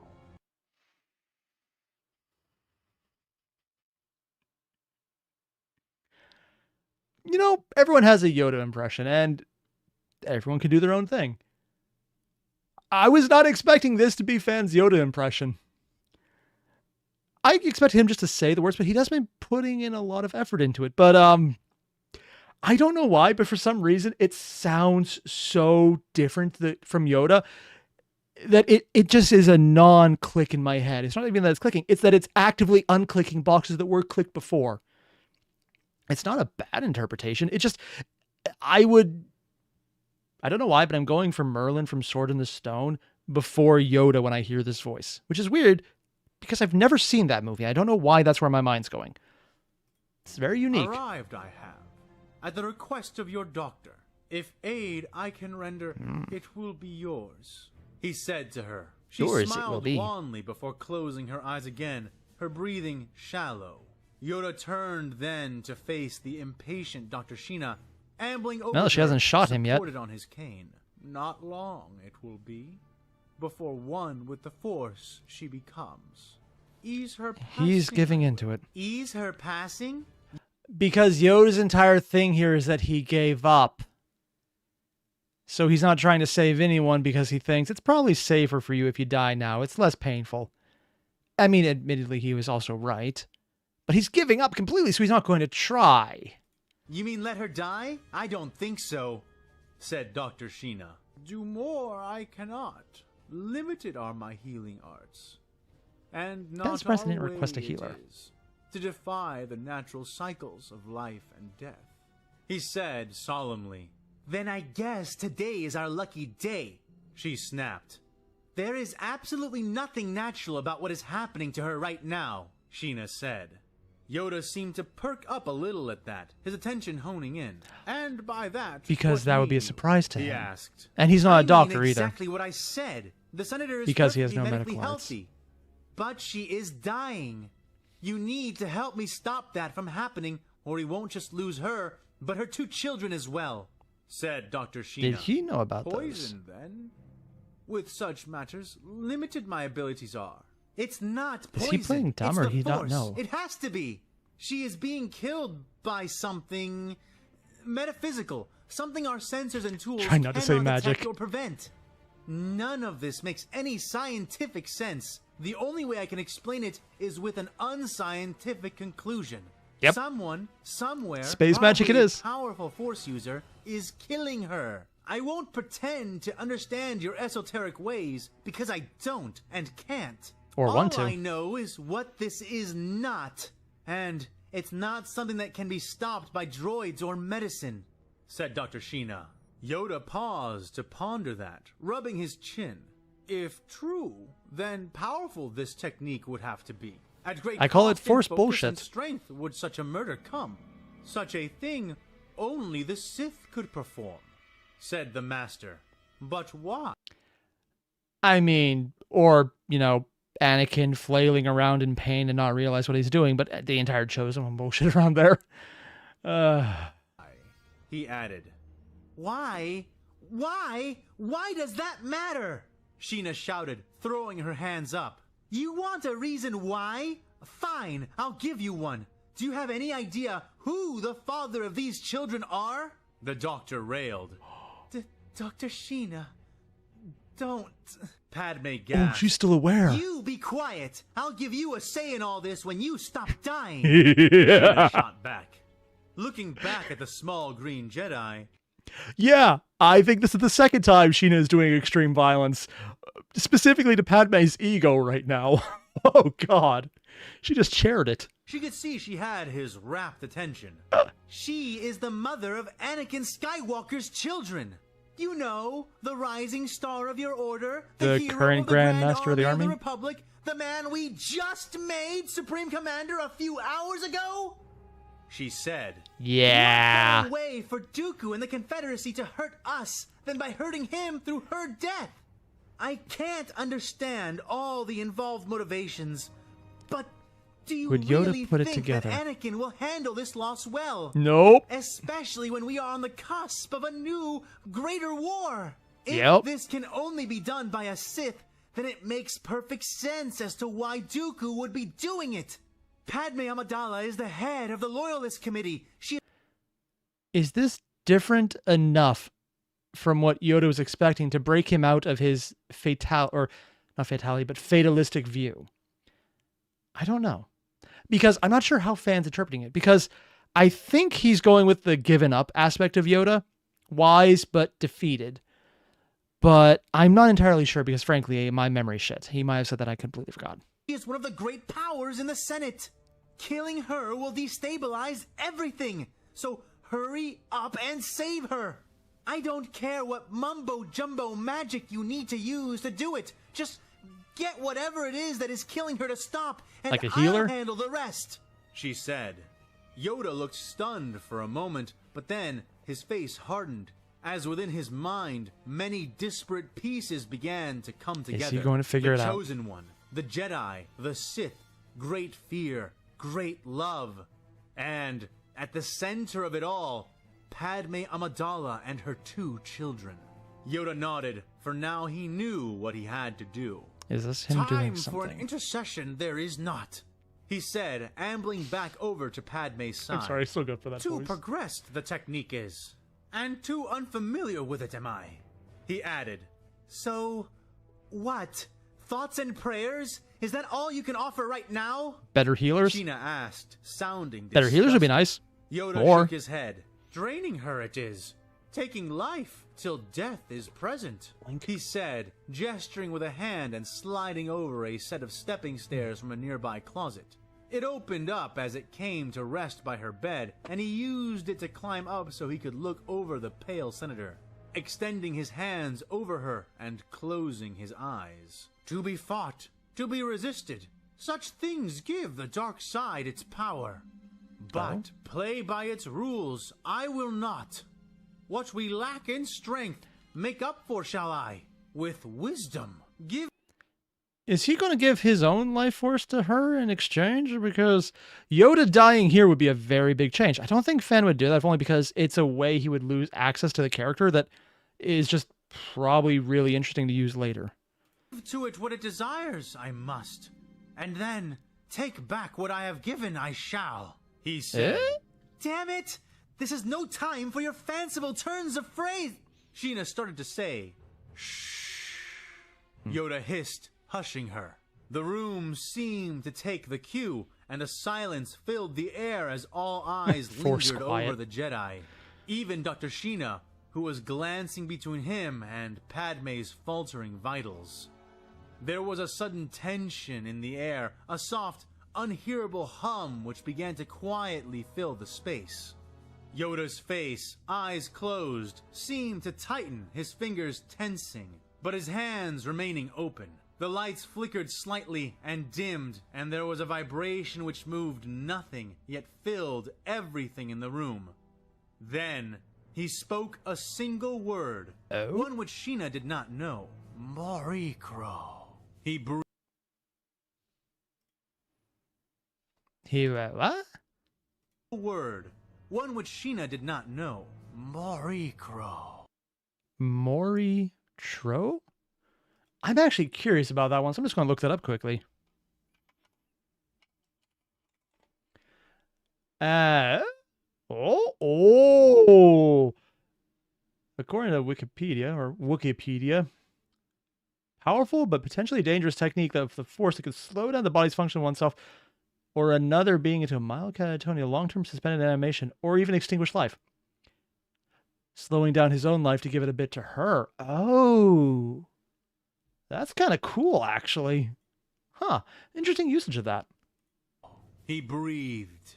The consoles went red in response, and beeps sounded as, all at once, all of Padme's vital signs began to decrease at an even more rapid pace. On herself, so she Her could heart survive rate, the her lower breathing, amount. Her blood pressure, it all flatlined in less than 5 seconds. Not dead, just suspended. What are you doing? What are you doing? Admittedly, this is actually something you can do in current reality.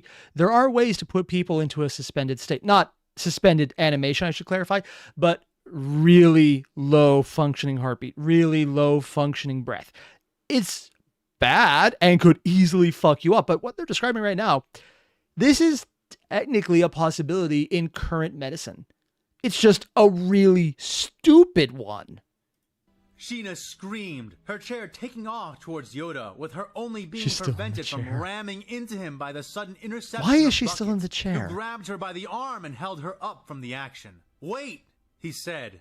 He's killing her even faster than that. Seriously, why is she Dr. in the Sheena chair? began to say, just wait, Bucket assured her. And, against her better judgment, Sheena did, fidgeting as she watched Padme's vitals continue to decline until, at last, they all hit 0. The long, jarring beep of a flat heart rate joined the Until other it beeps alarms slightly. in the room as Padme Amidala and her 2 children died right before her eyes. All the while, the Jedi Master held his position over her, arms out, sweat trickling down his lined, wrinkled face. Distantly, in a different system altogether, a malicious grin formed upon another wizened face. So this was Palpatine doing it intentionally. Okay, that's... Oh, and Fan, you said she messed up her leg when she escaped the Horror Hound? Honestly, I completely forgot about that. I didn't remember any of that at all. But again, my memory is shit, so that's not saying much. Huh. But if they're talking about another wizened face, the only person who would be able to reach out would definitely be Palpatine, so he's the one reaching out to fuck her up. And Yoda just realized this is a battlefield with the Sith that he knows is around and probably suspects is Sidious, but... Well, I mean, he knows it's Sidious, he just doesn't know who Sidious is. Or, I think they have the name of Sidious at this point. I'm not entirely sure. Knowing it's Palpatine came later, or wouldn't at this time. Huh. Good. It is done. Hissed the insidious will of the hidden enemy of the Jedi Knights. And with that, a pall of darkness so slight, so skillfully placed it could not have been detected, slid out from the tainted blood of Padme Amidala. This Yoda did sense, for the enemy discarded his subtlety in those final moments, requiring it no longer, laughing into the distant darkness as So his Palpatine is the power one in was his withdrawn. interpretation. And with that, Also, I want to point out that this is one of those things that is very much open interpretation because I have seen it interpreted multiple ways. There's only the movies version, which is Anakin doing it by accident. There is the multiple other options. I don't even know what Legends did. I'm certain probably that this is one of them somewhere because it makes Palpatine a much more horrible villain. Personally, I still prefer Anakin doing it by accident because it makes it more tragic for him that he is the reason he lost everything by his own choices at every step of the way. And if it's instead Palpatine doing it, I think personally a lot of the narrative aspect of how horrible the tragedy is reduced because it's not Anakin making a mistake and then destroying what he was trying to protect. It's Anakin trusting the wrong purpose or person and they destroyed it. It's still bad, but it's less immediate. Again, it's just because it's more horrible that I like it when it's Anakin's fault. Fan isn't going with that interpretation here because he's giving Sidious more agency. And I mean, that works perfectly well. Yeah, that's fine. Yoda's own efforts redoubled. His eyes flashed open, his open palms behind him? tensing into claws. And dear departed Future sight. Padme suddenly arched her back, bending as though subject to a powerful electric shock, and gasped. Eyes opening wide. The flat beep of her heart monitor stuttered and began a more consistent ticking once more. Dr. Sheena watching with wide, unbelieving but elated eyes. As life began to return to the young senator and her unborn children. She moved back to the primary console, beginning her own work right away, even as Master Yoda breathed more and more vitality back into the soon-to-be mother. After a time, the Green Jedi staggered back, making room for the medical droids which now moved forward to help deliver the distressed twins. Stumbling against the wall and leaning there, breathing heavily. He had sacrificed much just now, dangling the senator before the precipice of death and then withdrawing her by using his own life. Transferring much of what little vital essence remained within his ancient body into hers. Yet, unlike most of the sacrifices he had been made to make through the last 4 years, Yoda had a sense that this one would bear good fruit. Oh. That this time, his enemy had not foreseen or anticipated this action. That's kind of fun. I like the idea of him talking about Yoda saying that this is actually working, because it does answer my question of, is Yoda going to do shit here or go fatalistic? This is him thinking he made a difference and maybe there's a chance because he's even feeling that possibility. I like that. I think that's a good choice.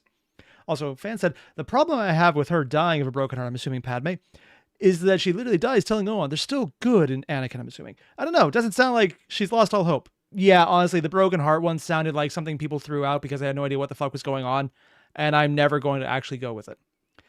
And fan said this was the palate cleanser for the Crimson Razors. It works, but I'm still mad that you made me legitimately nauseous, as opposed to illegitimately nauseous, which is much more impressive and also kind of terrifying. And by it, perhaps his foul plans might be waylaid or outright defied. But such things were not thoughts he could presently indulge in with any sense of certainty.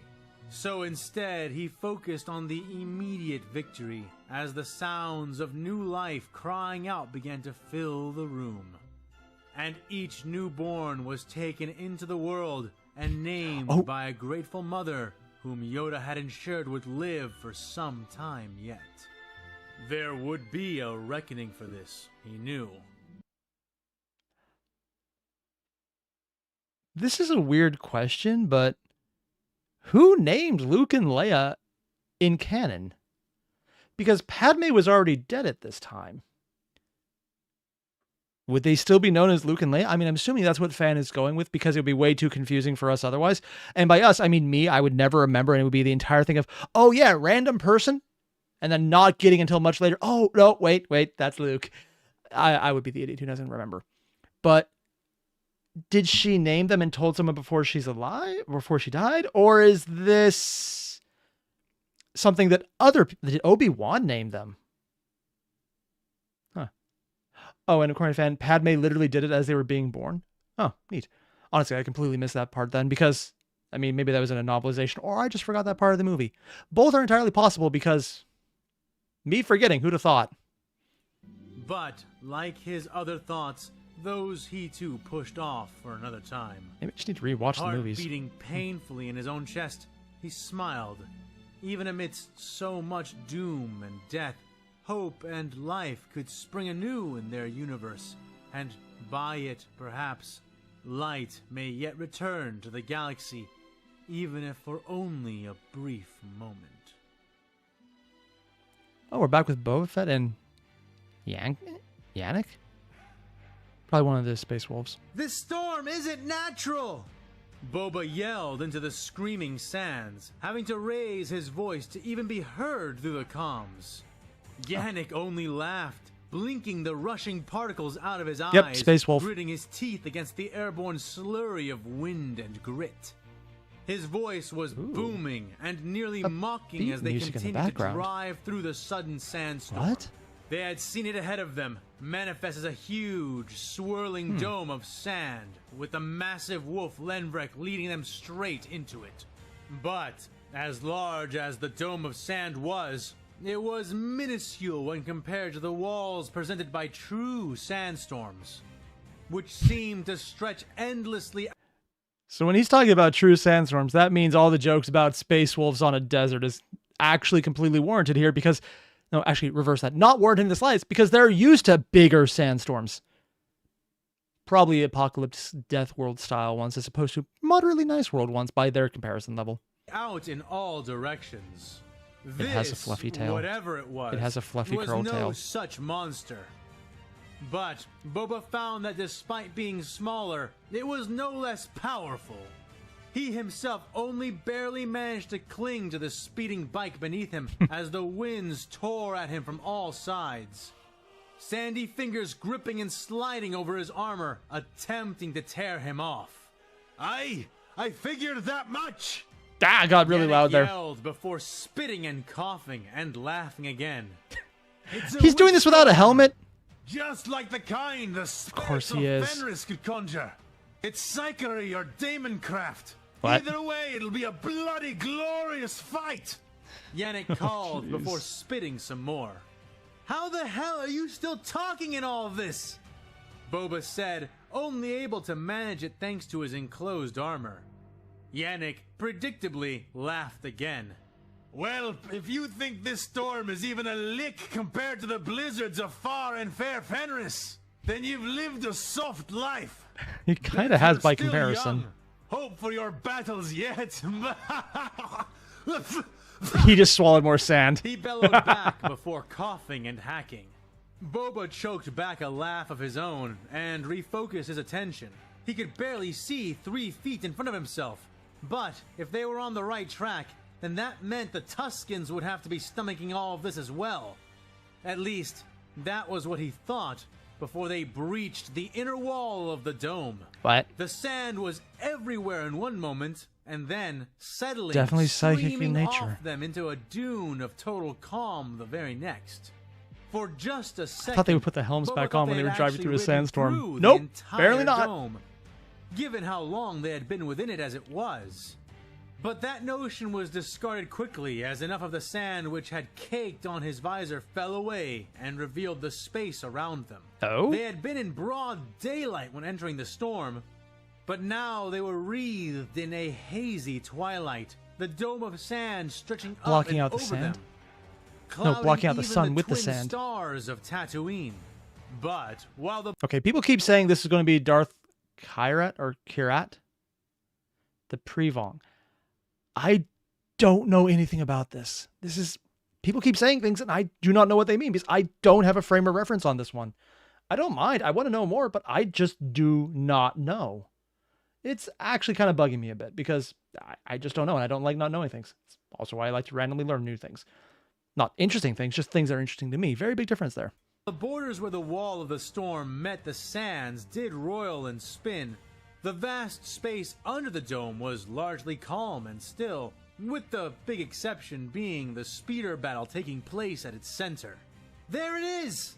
Boba yelled, crouching, one hand gripping the seat handle while the other drew a blaster pistol. What is I that? see it. Yannick roared, his bike following suit as he rocketed off towards the smoking, snaking line of the spice train and the many darting forms which surrounded it. Jabba's train was clearly under duress, 3 of its 4 top-mounted blaster cannon turrets blown out and smoking. Oh, so it's not destroyed The yet. remaining one was just barely able to fire enough volleys out to keep the attacking speeder bikes moving. The gunner was both intelligent and lucky, chasing no single target for more than a few blasts. Always redirecting Oh, and those are firing at the intestines. speeders Or an which arm. were stabilizing and holding still in order to make accurate their return fire. But anyone could see that this would not last, the Tuskens most of all. To make matters worse, several speeder bikes bearing multiple riders had ridden up to the far end of the train. So they and are using dispatched speeders. several raiders onto it. Impersonating They or were climbing actual? up, over, and into the train cars even now, moving Why are through they doing whatever it? defenders yet remained as they made their way towards the turret. The spice train would jerk and shake, weaving suddenly from side to side, evidently attempting to make their boarding actions more difficult. So- Boba looked ahead to see Oh, now that's actually something I wasn't. I thought. One sec. Fan, thank you for blocking that asshole. I appreciate it. So I was under the assumption that the train was probably going to be in a destroyed state when they found it, that it wouldn't be moving still. I thought the speeders were running in. No, no, no. I was wrong. They're still moving. That is actually why this is really cool to me, because I thought all of this would have been taken by the raiders and then we're chasing the train, which is being run by the people they robbed. I thought they stole the train. No, no, no. They're still trying to rob the train, which is running. Okay. Now that's actually really fascinating. This is much more interesting because it means there's still a lot of people in there who might be additional characters who could have interest in this. And because they more or less taken over already by right of, fuck you, I have power. Also known as the only real reason anyone listen to Jabba the Hutt. I thought about that for a second. No, I'm up to that. Yeah, we're getting back to the Space Marines who don't make me feel nearly as squicky, but also would make a lot more sense if they did eat people. I mean, Space Wolves. It wouldn't be the weirdest shit. See how close it was to the opposite wall and squinted, realizing that the storm was moving perfectly at pace with the train, staying directly over it. So the source of it was no doubt either on board or among the attackers. And it was not long before they were among them as well. The Wolf Lord howled and his swift claws joined him, the sound loud and terrible. It was barely a second after that the speeder-mounted Tuskens, for that was indeed what they seemed to be, which felt is weird, the bite of their assault. The wolf pounced upon... Really, fan? Really? The bite of their assault. It's a pun because it's usually a metaphor for the assault is bearing down on them with all the guns. But no, it's an actual wolf biting them, as is the image. And you are literally just saying, and you're just... Really, fan? This is like describing a snake as long and snake-like. Judging on that one. Upon one of the speeders, while the Lord astride his back struck out and cut the front off another. Both vehicles went tumbling and burning into the sand. The two front-facing guns mounted to the front of Yannick's attack bike blazed to life.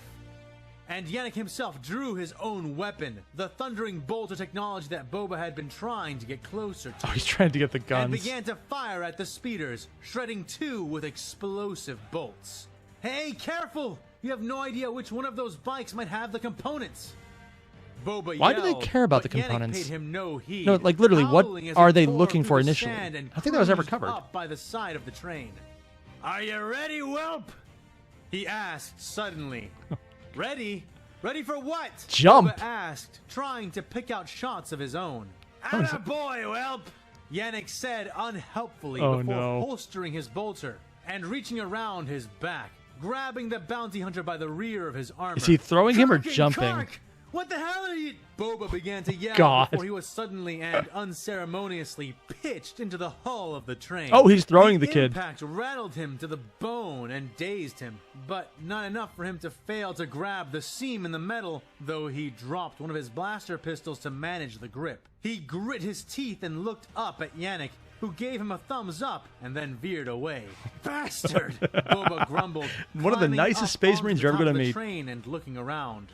There were 15 or 16 speeder bikes still zipping about, each one now a target for the three Space Marines, but no longer unaware of it and acting to prolong their struggle. Boba guessed from the fact that he had been tossed onto the train that it was up to him to clear it of raiders, or to get himself killed so they would not have to pay him. Either one. Way, it was an opportunity to show them what he could do. I don't think they care about the pay part. He did not part. plan to waste it. Did they pay people? He was on the backmost train and made his way to the first of the burnt-out turrets, climbing inside and down into the first compartment. He drew out a length of his thin, gauntlet-mounted fiber whip cord as he entered and was careful to remain silent. As he had suspected, they had not bothered to leave a lookout or rear guard once they had cleared this section of the train. So this is still not entirely militaristic versions of this group, but at the same time, they're competent, but not so competent as to leave behind traps because they think someone might go for them. On the other hand, they're just doing random shit. After all, why would they need one? Cargo and spice crates were stacked about, and between them, the bodies of a couple of Tuskens and 4 dead spice runners.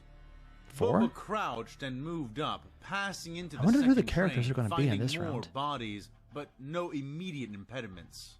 He heard a Well, they soft find the lightsaber guy whine here. and whimpering coming from one of the alcoves created by the crates, and looked inside, seeing the yellow and blue eyes of some kind of animal or beast which crouched there. It growled at his approach, slinking in the shadows and backing away from him, one of its legs wounded and bleeding. Boba tried to assess if the thing would be a threat, but the sounds of fighting up ahead convinced him it likely wasn't. He glanced back at its 2 different colored eyes, gauging that it was likely a womp rat or something similar, and moving on, clearing What's a the womp rest of rat? the second compartment space. Then he was in the Wait, did he actually just...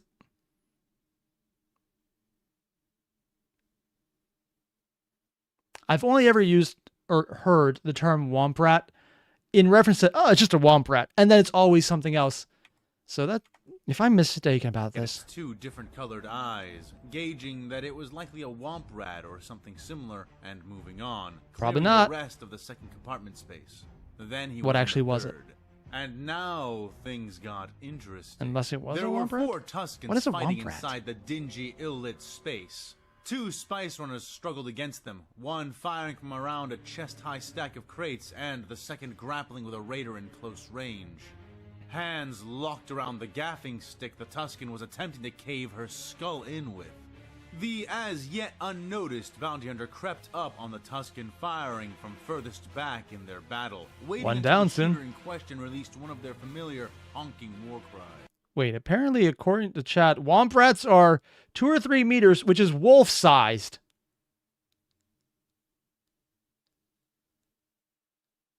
How the fuck is How the fuck is he seeing a 2 to 3 meter rat and not killing it?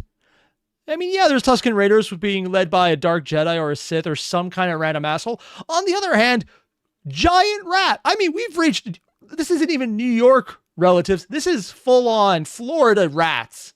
What the hell, man? How the hell does that exist in Star Wars? I never knew that. The train veered right, nearly throwing all within the space off their feet and sliding some of the unsecured crates, altering the dynamic of the cover they used. It was at that moment that the wrapped, desert-dwelling alien began to cry out for more blood, kneeling behind a new crate and getting one shot off, before Boba hooked his cord around the... Wait, what was he calling for? A new crate and getting one shot off. Cry out for more blood. At that moment that the wrapped, desert-dwelling alien began to cry out for more blood. Normally, I would think that was just fan using that to go the cry that we heard in Star Wars Episode 4, I was going to say 1, when he was over Luke and making that loud screeching sound before old Ben entered the scene.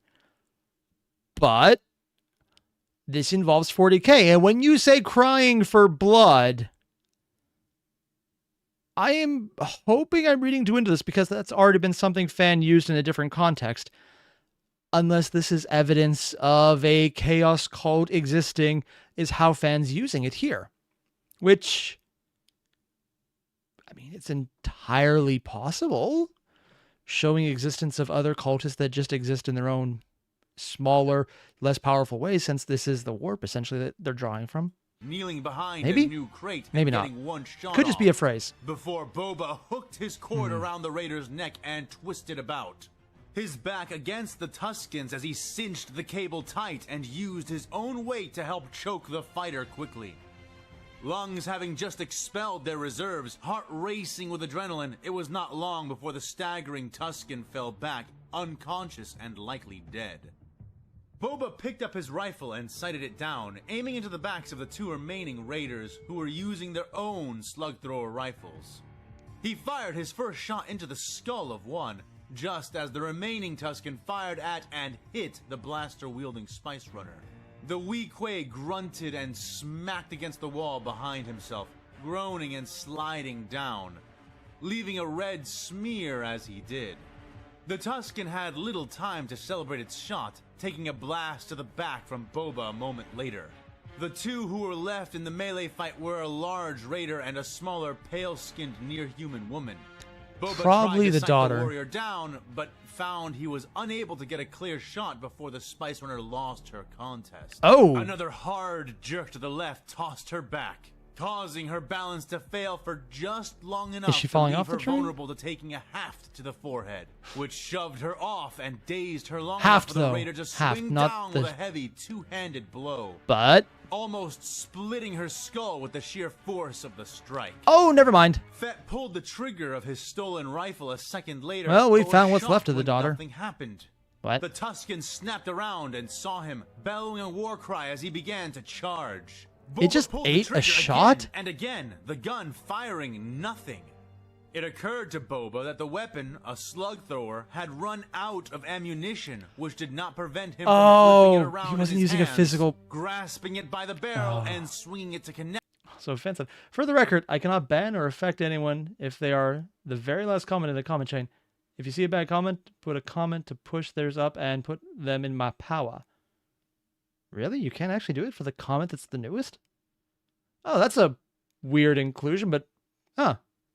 I did not know YouTube worked that way. Connect with the gaffing stick.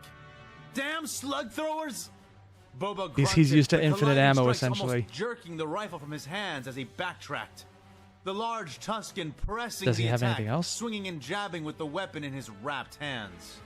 The clone bounty hunter struggled to maintain his footing, too small and weak to compete with the Tusken in raw strength, yet not versed in this kind of fighting well enough to finesse a victory from skill alone.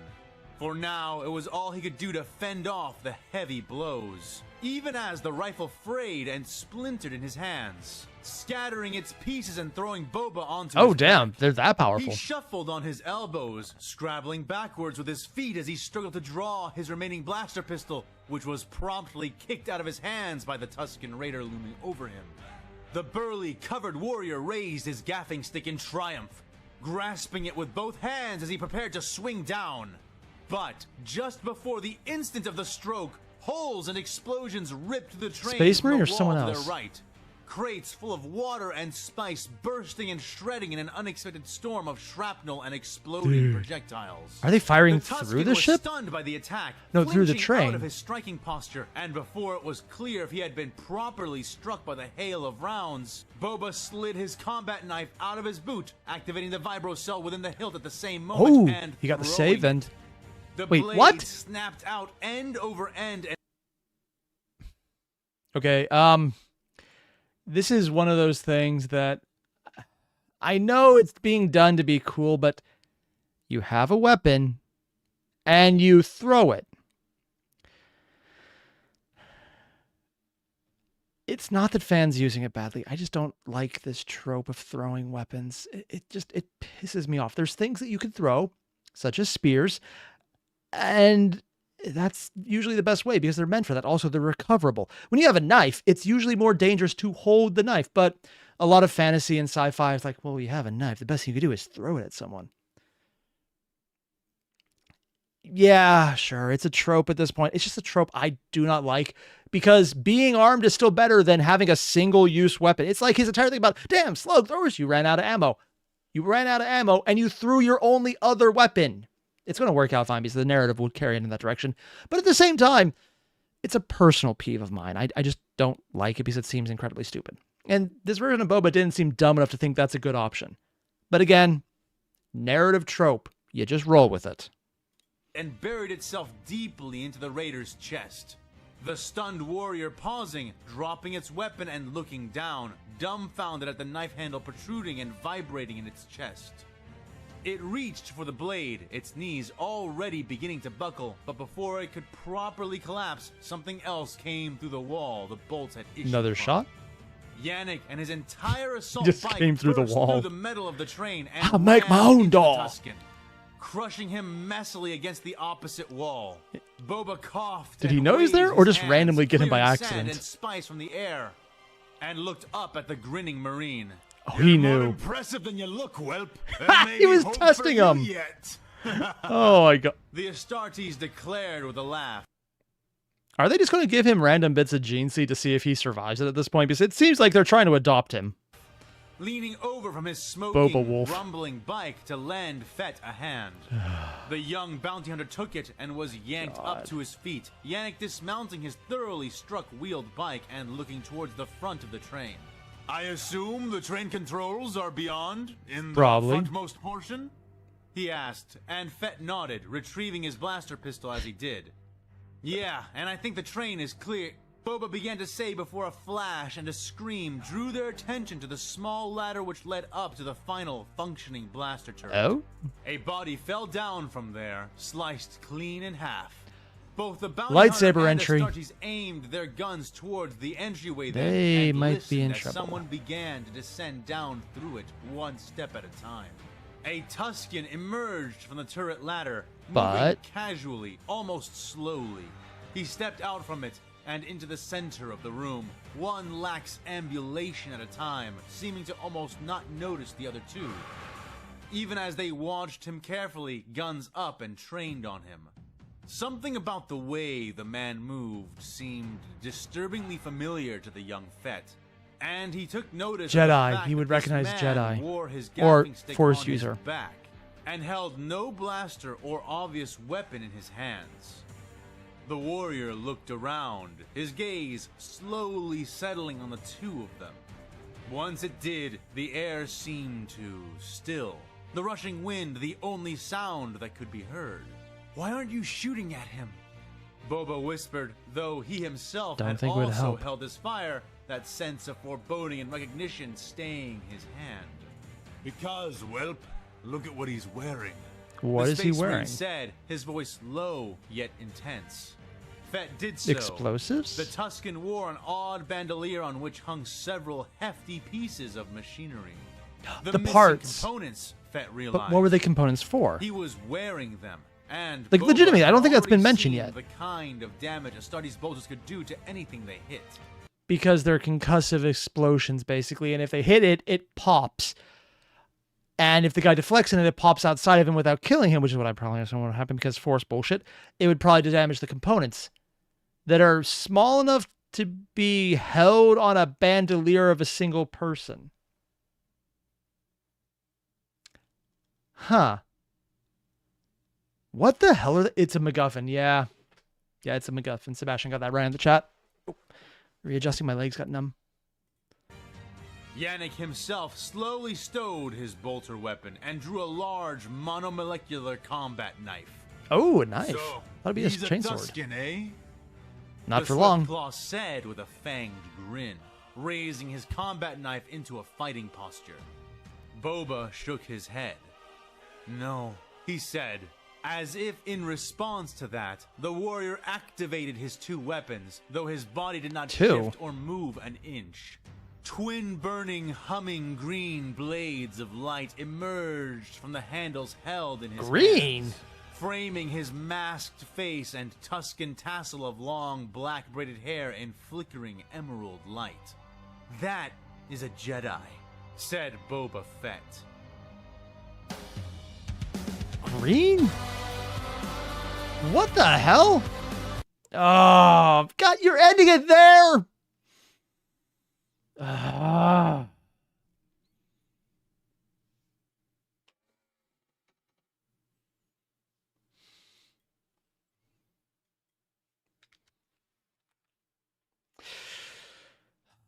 Really, fan?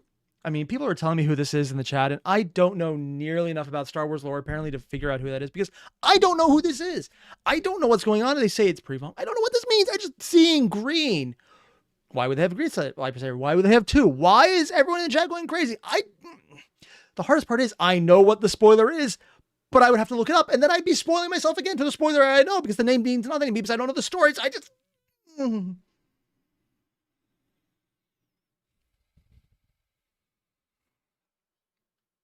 Sebastian, you said this was a Dune hanger?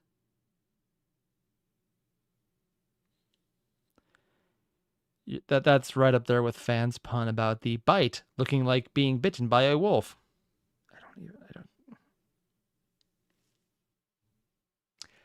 I should have just named this entire stream Puns Incoming. it would probably be accurate no matter what video that was at that point. And according to what's down, it was a survey station, but it used to be a terraforming station. Ooh. Also, Empire, I will be watching Has Been Hotel episode 3 on Wednesday, unless I forget, but I plan on doing that. So yeah, it'll probably be out for members later today or tomorrow. That said, I want to know more what's going on. I want to know what's happening. I want to know why they had a terraforming station and never decided to bother with it other than Jabba doesn't give a damn, which admittedly was probably the most accurate way because Jabba wouldn't give a damn. But, and you know what? Fans pointing out the need for cliffhangers and episodes always end on a cliffhanger. Yeah, I realize that by now that shouldn't surprise me. I'm 30 episodes in plus all the extra videos. Fan ending on a cliffhanger to make me go, what the fuck, man? Should be just an expectation of this point. In fact, if it ever gets to the point where I'm like, oh, what is going to happen next? I should just assume it'll stop right there. Like the video might actually have an hour longer episode length, but it's just going to be a black screen with nothing after that. I would not be surprised if he actually did that. I'm just going to reach it later.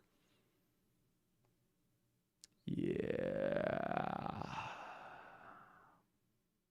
It's probably going to happen. Probably on April Fool's, but I wouldn't know that yet. There's a lot I want to know more about. I thought we'd be getting to Commissar Kane on this one because, hey, it's basically not Dune. Nope, we're going with the other person involved in that. So not quite to that character yet. Looking forward to when we finally get back to him because that's just such a crazy cool thing to bring in at all. But we're going to need to see what happens later. All the same, though, I'm just really loving this. For everyone sticking around, thanks. If you haven't already, there's a link button to subscribe. There's also a link to another button that you can subscribe to Fan's channel when you press his link. Yeah, I know, crazy that. If I did remember to add it, in which case I will have to go fix that. If I haven't, oops. Either way, though, thanks for watching, everyone. I'm loving this. Fan. One, thank you for writing the story, of course, but also thank you for acting as a mod in chat. I do appreciate it. Now, if you don't mind, I need to go and start painting a bunch of Grey Knights that I definitely didn't impulse buy because someone was selling 3,000 points for like $110 on eBay because they didn't want to for some reason. I know, it was weird. And then it actually arrived. I didn't get ripped off. So that's the thing I need to go do. And yeah, is it a good reason? I think so. All the same. Thanks for I can't speak today. Thanks for watching, everyone. Hit up Fan's link. Subscribe to his channel. If you've seen the video, just rewatch it again because, I mean, sure, YouTube reasons. Good reasons, even. I'll see you guys in the next one. Adios. Where's the button? There's the button.